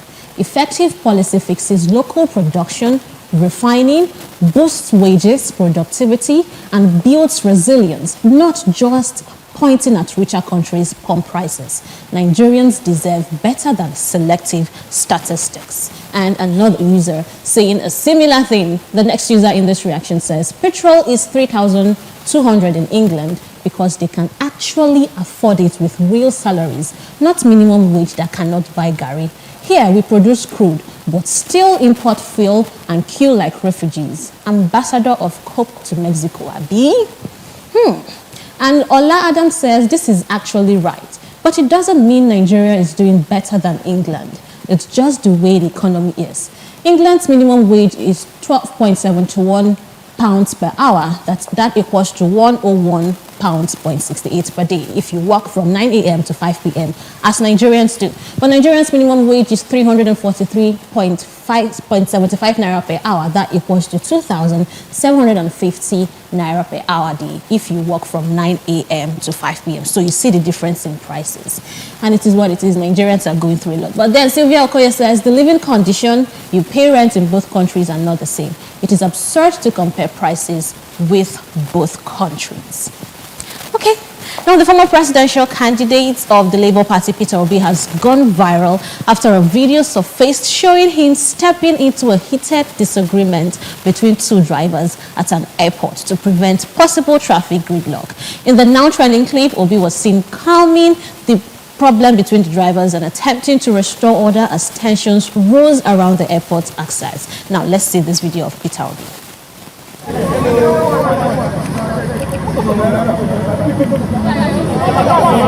What manner of man is seen Peter Obi? What millions from airports?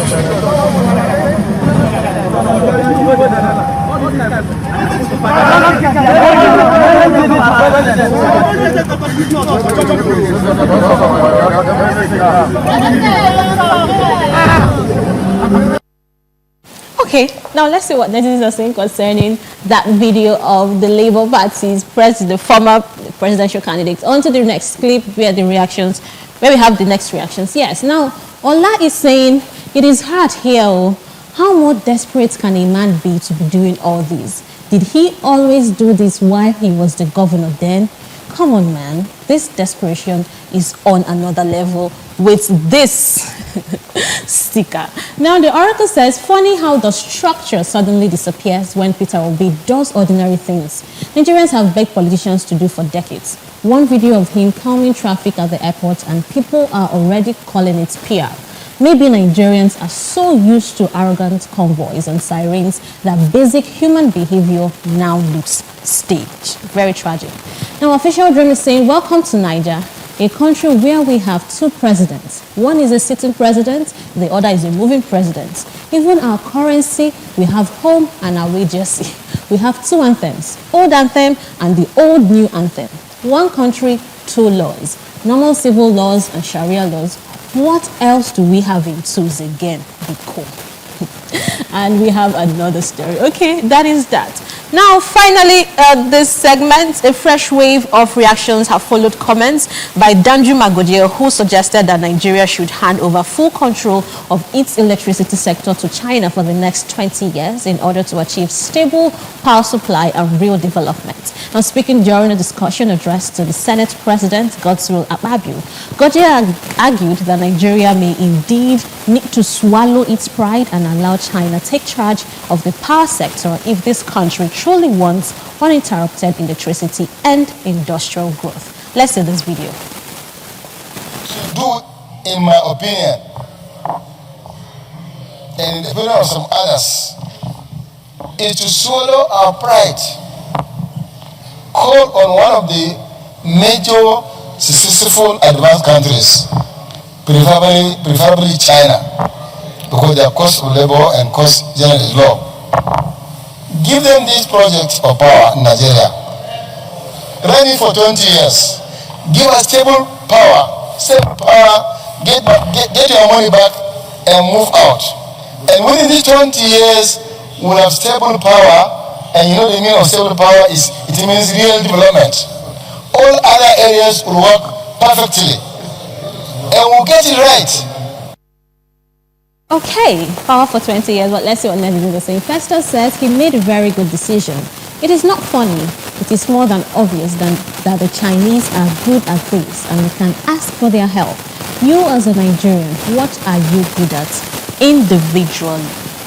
And in the same line, Dr. Jesus says, isn't it a shame that Nigeria, which supplies 24-hour electricity to Niger, Benin and Togo, cannot even have stable electricity supply within her own borders?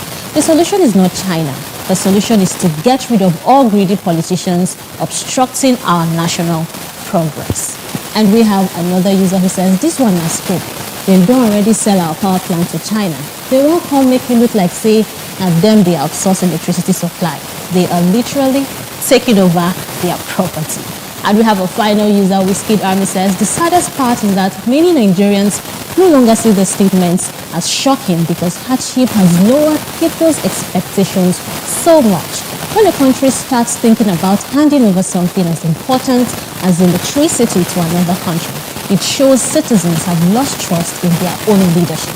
Stable power is good, but dependence can quietly become another form of control.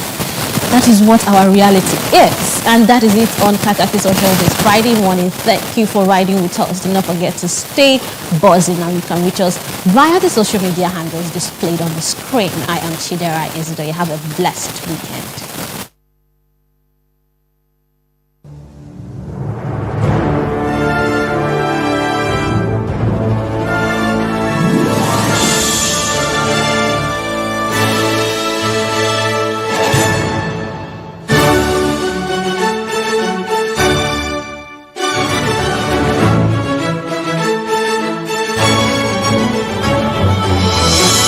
TerraCube, unwrap joy, unleash taste. My baba dey always say, for market, every day get your own wahala. Sometimes people go wan scam you, but baba say no be by gra gra. You must cool down, dey sharp, because with OPay payment, your money go enter sharp sharp, no story. But inside market, anything fit happen. One day, we no see phone again. My baba remember OPay USSD lock, dial *955*131#. Baba press am, lock account.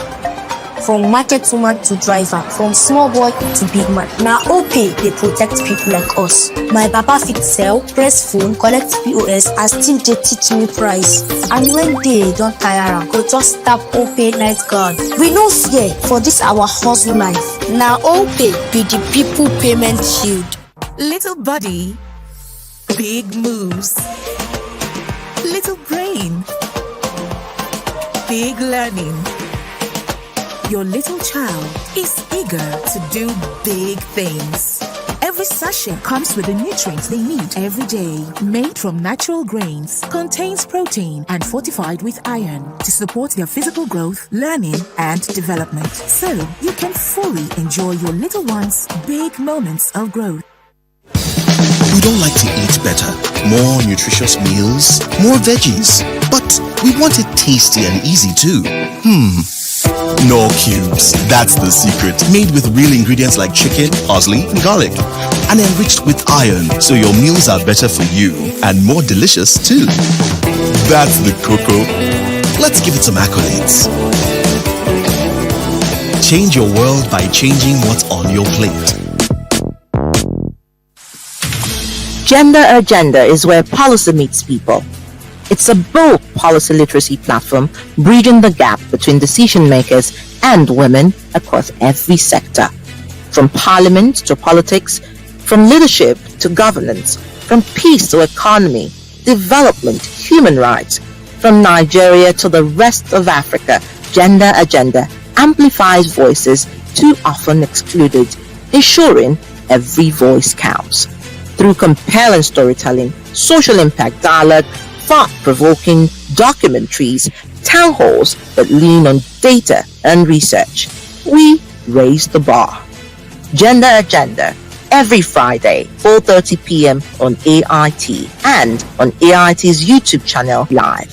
My name is Adora Sydney Jack, and this is Gender Agenda. Gender Agenda. Women rising. Get ready for a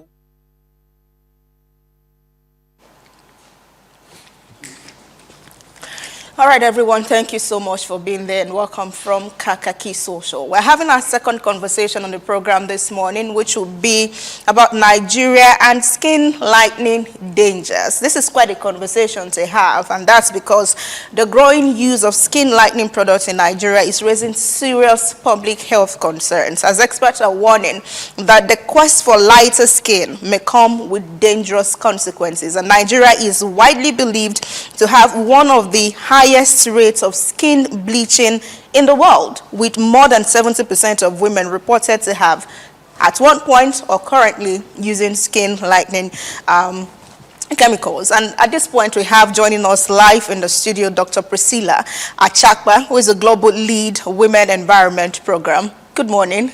Good morning. Welcome. It's a pleasure to be here. Thank to you. the program. Right. Also, virtually, we have a survivor, one who was once there, but is now born again, if we have to put it that way. Oluwatoyin Yakubu, good morning. Thank you for joining us on the program. Yeah, good morning, everyone. All right, thank you again. I will start with you in the studio. Nigeria's using skin lightening creams and other related products. There must be something good about them, isn't it? That's interesting to say something good about them. How good is it? Because I don't see anything good about that. Your natural skin is very important. God made you the way you are, so why are you trying to change it? So what is so good about changing your skin? To please you, for people to love you, or especially for the men and for the young girls, for men to love you and care for you? Maybe to feel better for yourself. I don't think so. Because when you change your skin, it shows inferiority complex to start with. It means that you don't value yourself. Because if you value your body and you value your skin, you should not change it. That is the way I see it. But of course, there are so many vices that have led to this skin lightening. A lot of young people or a lot of people feel that if their skin, especially women, if their skin is not light, I mean, for those that are yet to be married, they feel that they won't get the kind of man that will marry them, because skin lightening comes with attraction. And so everybody wants to be attracted to skin lightening. Unfortunately, this is not just about the young girls. We also have men that are bleaching and are bleaching more these days. And we keep wondering, so why are you bleaching? You are bleaching to please who? To attract who? For who to love you? These are the questions that we need to ask ourselves. All right. Oluwatoyin, doctor here in the studio, has highlighted some of the reasons from her lenses why she thinks people bleach their skin. But you once bleached your skin and now you're out of that place. But could you now tell us if her reasons, the possible reasons, align with why and how you did what you did, and why eventually did you stop? I can't really say I bleached my skin. I used skin whitening products, and then the end result of skin whitening is also bleaching. So the reason why I bought those products were growing up, when you have sun, the sun damages some people that are born light. So I had hyperpigmentations in my face and my legs. They were not the same color as my body. So I wanted to, make it the same colors. That's why I got that product. And then I did not like the reaction on my skin, so I had to stop using it. Was that all about it? You were not looking to be loved or to be final or any sort? Of course, if you are too colored, you will not like your skin. It will give you your self-esteem will be low. So I wanted to, make my skin the same color so that my self-esteem will be better. I won't have mismatched colors on my skin. So that's why I got the product in the first place.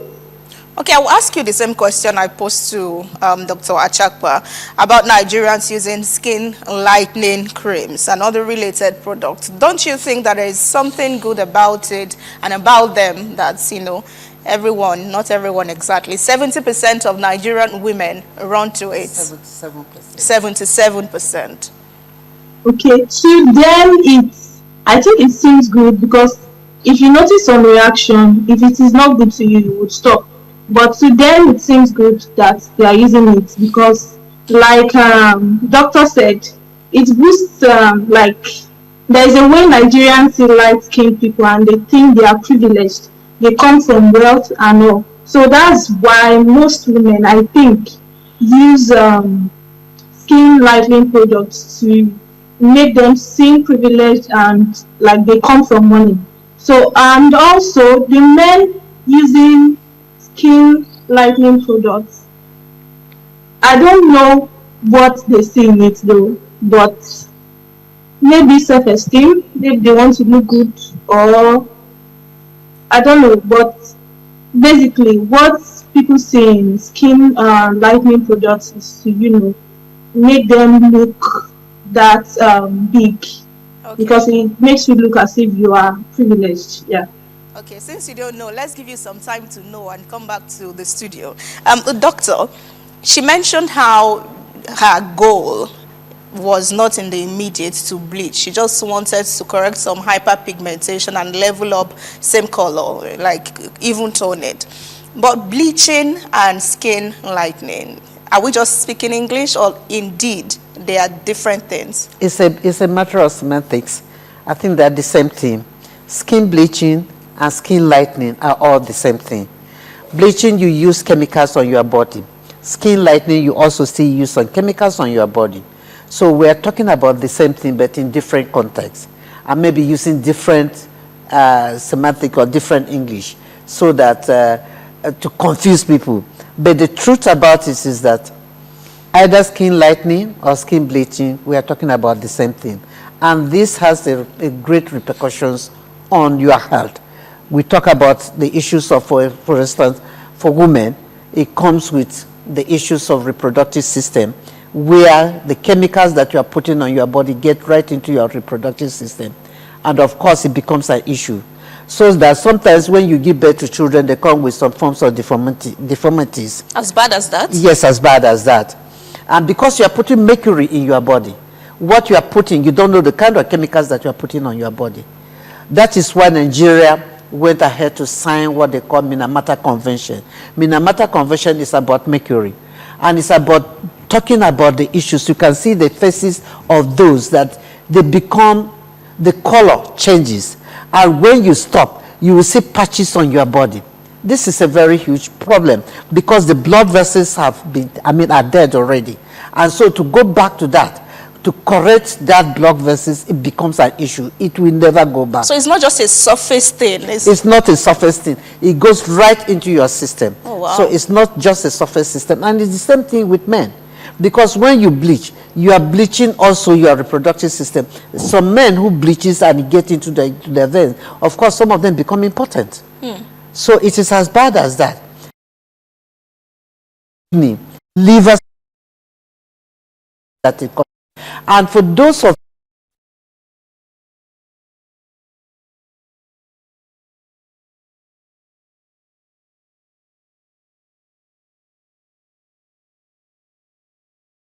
it had helped. When we bleach, all the chemicals that we wash from our body get into the environment. When they get into the environment, it gets to the food system that we produce. And this food system is being tested. And that is why Nigerian food is not acceptable, for instance, in UK. Because what is being tested there is chemicals and it's toxic. And so it's not accepted. That is an economic issue of it. So whether we like it or not, we are all eating what is, whether you are bleaching or not, the chemicals that is being produced is getting into the environment and is getting into your system. The second thing has to do with the issues of health, which I've already alluded to. The issues of cancer, the issues of liver cirrhosis, the issues of, I mean, look at that on the screen. Yes, you can see that you have patches that you cannot reverse.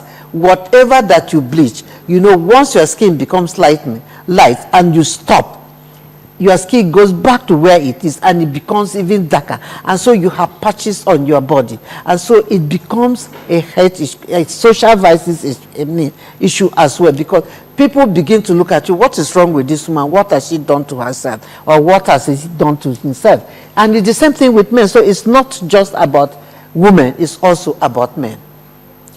All right, let's talk about the people who argue for this. They brand it as skin lightening and not bleaching. So are all skin lightening products bleaching the skin? Well, I will say that the word skin lightening, for all the producers or the manufacturers of these creams, there is the need to put a label. What does it contain? What does skin lightening means? And what does bleaching means? We need to know on the shelves for each of the products that you produce, we need the manufacturers to put the label there to be able to say this is the chemicals or this is what it contains and this is how harmful it is to the body. So either skin bleaching or skin whitening, we're still, like I said before, we're still talking about the same thing. Why are you bleaching? You are bleaching so that your skin will become white, so that you attract people. Your skin whitening, what is it? You are lightening your skin. So it's a matter of language. It's a matter of semantics. So it has really, for me, I feel that skin lightening or skin bleaching, we are all saying the same thing. Okay. Toyin, let's bring you back into the conversation. There are also people who say, well, I'm not even trying to lighten up my skin. I'm not bleaching either, as you put it. But then I'm just toning, just gradually toning. Is that what you did to correct the impact of what happened to you while you were trying to correct the hyperpigmentation you suffered? No, that was not what happened. I got a skin lightening product, like this skincare vendors. One of them recommended one to me, so I bought it and I started using it. But the reaction on my skin was not what I was expecting. The green veins, my nails were turning brown and all. So I had to stop it because I knew that this was bleaching. Even though it was not written, there was nothing written on that cream that looks like a bleaching ingredient. Because that's the problem. Some of these products, they don't really write what is in that product. So, but if you are conversant with your body, you know that okay, this thing is bleaching you and you need to stop. So that was what happened. Sort of emphasizes what you said about label properly. Yes. Let people know what they are getting into. Yes. You know, I see some people, burnt people, not fire or anything, people who burnt themselves with all of those products. I mean, I've asked many times, do they tell you that fair people are on salary? That do they pay people for being fair and being fair solely? But let's talk about the bans on the use of skin lightening product, which seem largely ignored. Who issued these bans, which appear to maybe effectively not enforced?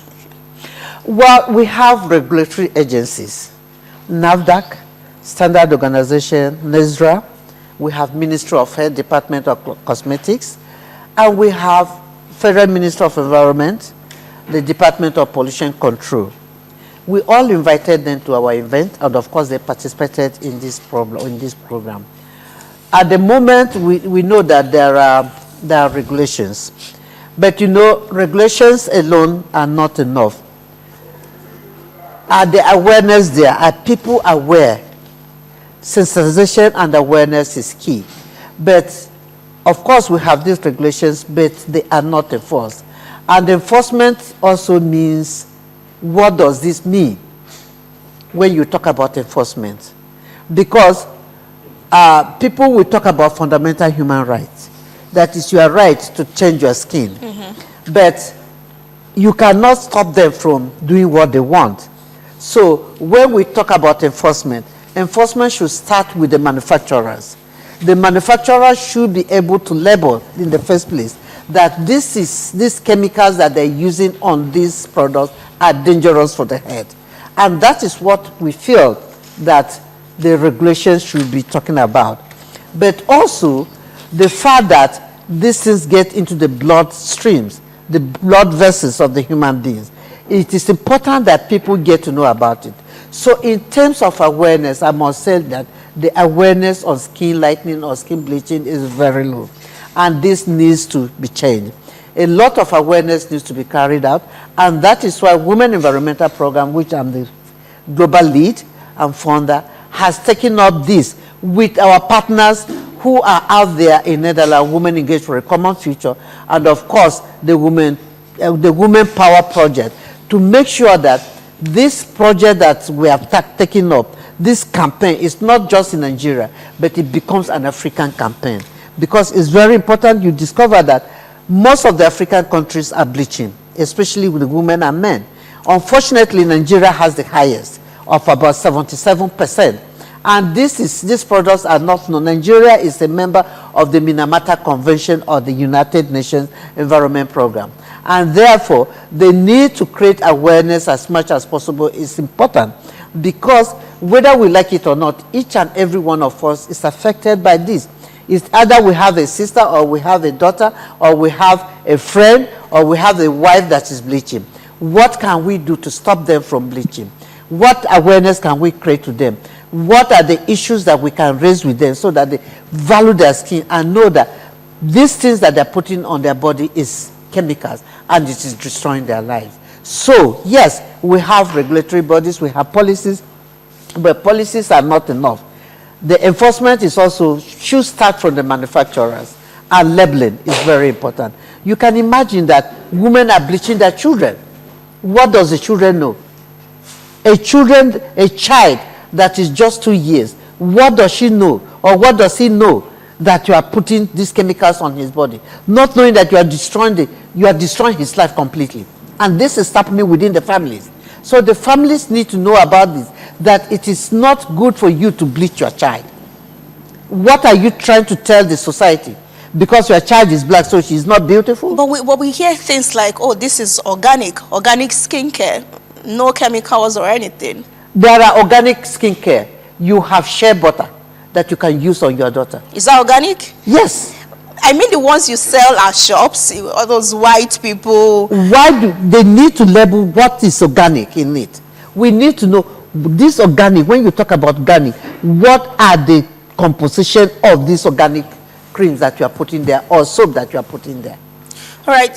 You highlighted some of the reasons women most especially would want to bleach for attention, for, attraction, I'm in the room, did you see me? Role model. Do you understand that? Yes. But statistics available, both Nigeria and globally, we have at least 27.6% of men who are also bleaching, and it's such a wonder to imagine. But would you say that those men bleaching have the same reasons as the women skin lightening? Well, to be honest, I don't really know why the men bleach. But of course, to some extent, some of them want to bleach so that the women, they can also be attracted to women of the same fair skin. Oh. So, to some extent, that is what I have been able to get to know by interacting with them. But, I mean, I don't just see how a man bleaches just because you want to attract a woman. Is that not, self-low esteem? Because I see the men that bleaches as having self-low esteem. Because if you hold yourself very high, you don't have any reason to bleach. And it's the same thing with women. So it's not just about men issue, it's about both men and women. You don't have any reason why you should bleach because you want to attract attention. You want people to love you. You want especially young girls to feel that, oh, this is a skin lightening man. And so when you marry a skin lightening woman and a man, when you produce children, they will become light. But that is not the truth, because the genes that you originally have are not skin, are not white. So when you marry a woman that has bleached or a man that has bleached, when you have children, the children will be dark because originally you are not white. Mm-hmm. All right, Toyin, I saw you laughing like some seconds ago while Doctor was talking about why men bleach and all of that. Do you have men who bleach around you, and are you aware some of their reasons? Yes, coming from my state, Ondo State, from my area, whenever I go home after break from school, most of the men, especially teenagers, maybe like 20, from like 16 to like 20 something, they bleach their skin for reasons like what doctor said, like they want to be, people feel light skinned guys, they have money, they are rich and they are handsome, so people want to get close to them, so for that reason they might bleach. And also I remember that actually skin lightening products are cheaper to get than the ones that maintain your skin. So these people, they get it because it's actually cheap. With 500 naira, 1,000, you can get some creams. And then that's the effect. But when they start seeing this effect, instead of them to stop, they continue using it because they notice that when they stop using these products, they get back to being dark. So they want to maintain that light lean again. So they continue using it. And then it comes to a long-term effect. Maybe they are like addicted to that kind of product. So that is another reason why men, they bleach their skin. Yeah. You have a background, a doctorate degree in economics, a master's degree in development studies, 12 whole years as a banker. A banker, that's another field on its own. And so what made you venture into environment-related issues with such passion? Passion, to start with, commitment to effect change in the society. But I must tell you that while growing up, I grew up with my grandma, who was very much environment conscious, and so I grew up with that background. And while I was working in a bank in Kaduna, the issues of environment, my surroundings, kept coming up, the dump sites in front of my house, and I started thinking, what can I do? What should we do? And that was where the passion regenerated. But apart from that, we had these textiles industries that were discharging their influence directly into the environment. And of course, when we got to Kakuri, that is Kaduna South, we discovered that a lot of the women, their skins turned to that of alligator, yes, or lizard, very rough. And when I was interacting with them, they talked about witchcraft. So that drew my attention to it. So already I had an organization called Safe Environment Action. But then, talking with this woman made me feel that there was something that needed to be done. So, as a matter of fact, going full-blown about my passion came as a result of the pollutions by the textiles industries in Kaduna, where women, men, children were affected, and of course, when you talk to them, they attribute it to witchcraft. So that was the interest, and since then, I have not looked back. I have done a lot of courses on this just to get acquainted or to get educated about this. So yes, my background varies from economics, development studies, and passion. Banking, and passion. All right. We saw your report on a documentary on fairness at a cost that sought to unveil the truth about skin whitening in Nigeria. As we call it a day on the program with you, is this how you've always looked? This is how my body looks. Seriously. Seriously? Oh, seriously, yes, because what I do is that I use coconut oil and I produce it by myself. And I started using coconut oil right from when I was small. In fact, not just coconut oil, you know, palm kernel oil. That was what my grandmother, because I grew up with my grandmother. So we're using that. We used to call it in my language, Tiv language, akushi. So that is what I have been using throughout my life. After akushi, I use black soap, which was also produced from the village by my grandmother, because she was also producing it and selling. And that is what I have always used. I have not changed my cream. I even have it inside my bag now. Oh, it's mobile and portable. It's mobile, yes. All right. A good place to call it a day, and to thank you so much for joining us to talk about Nigerian skin lightening dangers in our country. We'll be talking in the studio to Dr. Priscilla Achakwa, the Global Lead Women Environment Program. Thank you so much, Doctor. Thank you. They have a nice day. Thank you and very much. virtually, Oluwatoyin Yakubu joined us, and apparently, I'm sure you'll be an evangelist right now, telling people what and how not to use those products, even though you need to correct your skin color. All right, everyone. From here, we go to entertainment and lifestyle on the program. And if anything, as Doctor says, maybe you should adopt akushi. Stay with us. Hello and welcome to Entertainment and Lifestyle on Kakaaki, the African Voice. I am Chidera Izudo. Veteran Nollywood actor Roy De Nani has opened up about what he described as neglect from the movie industry during some of the hardest moments of his life. The actor revealed that he lost 2 of his children, but claimed that no one from Nollywood visited or supported him through the painful period. Speaking emotionally during an interview, Roy De Nani said that the experience left him deeply hurt and disappointed, especially after dedicating years to entertaining Nigerians on screen.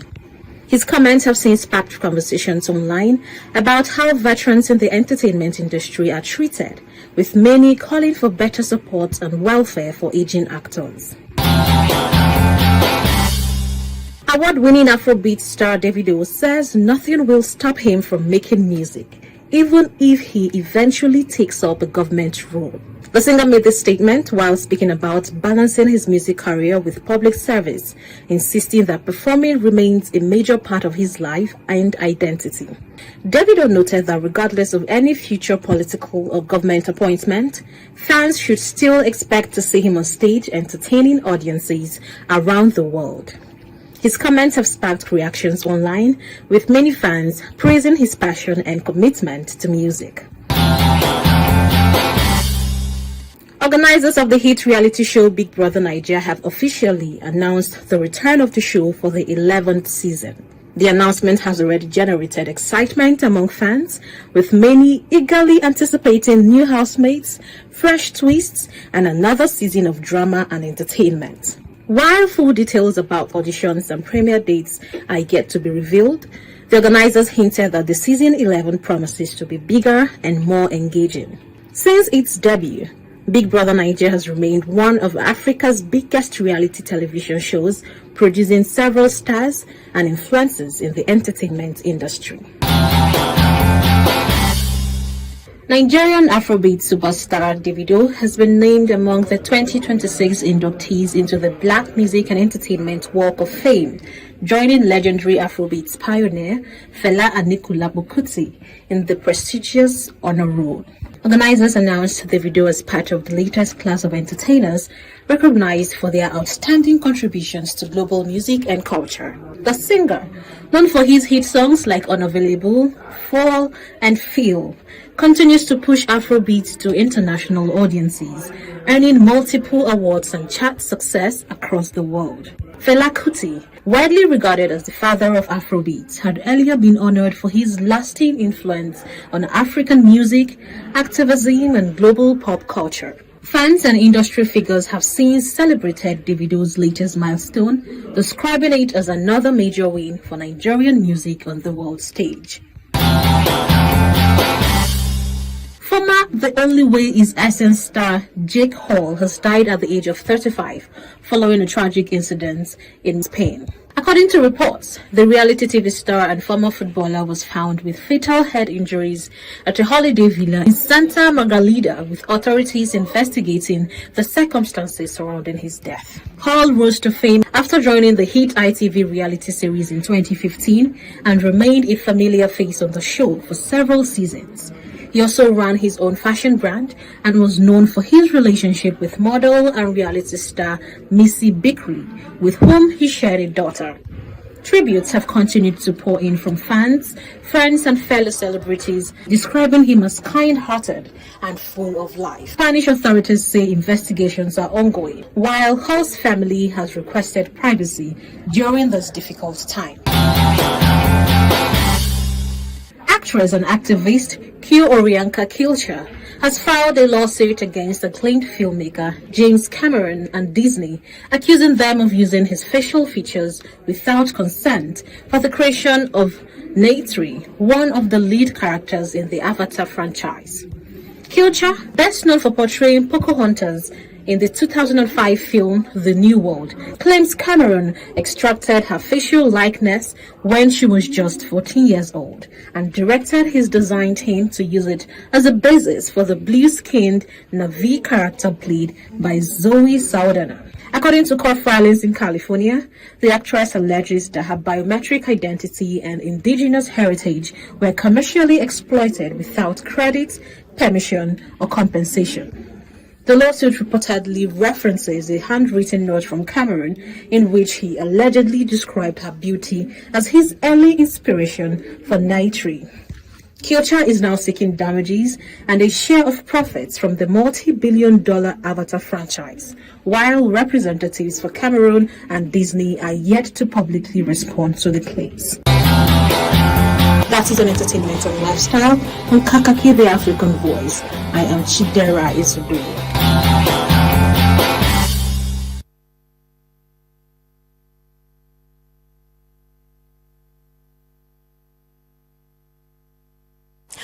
All right, everyone, thank you so much for being a part of the show this morning. 3 whole hours, and we're calling it a day and a week. Today on Kakaaki, the African Voice, I am Onosho Rena Obozege, Rena Obio, everywhere on social media. And as I always say, we can always talk until we see the next day. Do enjoy your weekend in the voice of President Bola Ahmed Tinubu. We'll see you again on Monday. Political Platform is up next, and that will be at 9 a.m. We'll stream live at Repower FM on YouTube, live on Repower FM network, as well as on AIT. Bye for now, and enjoy yourself.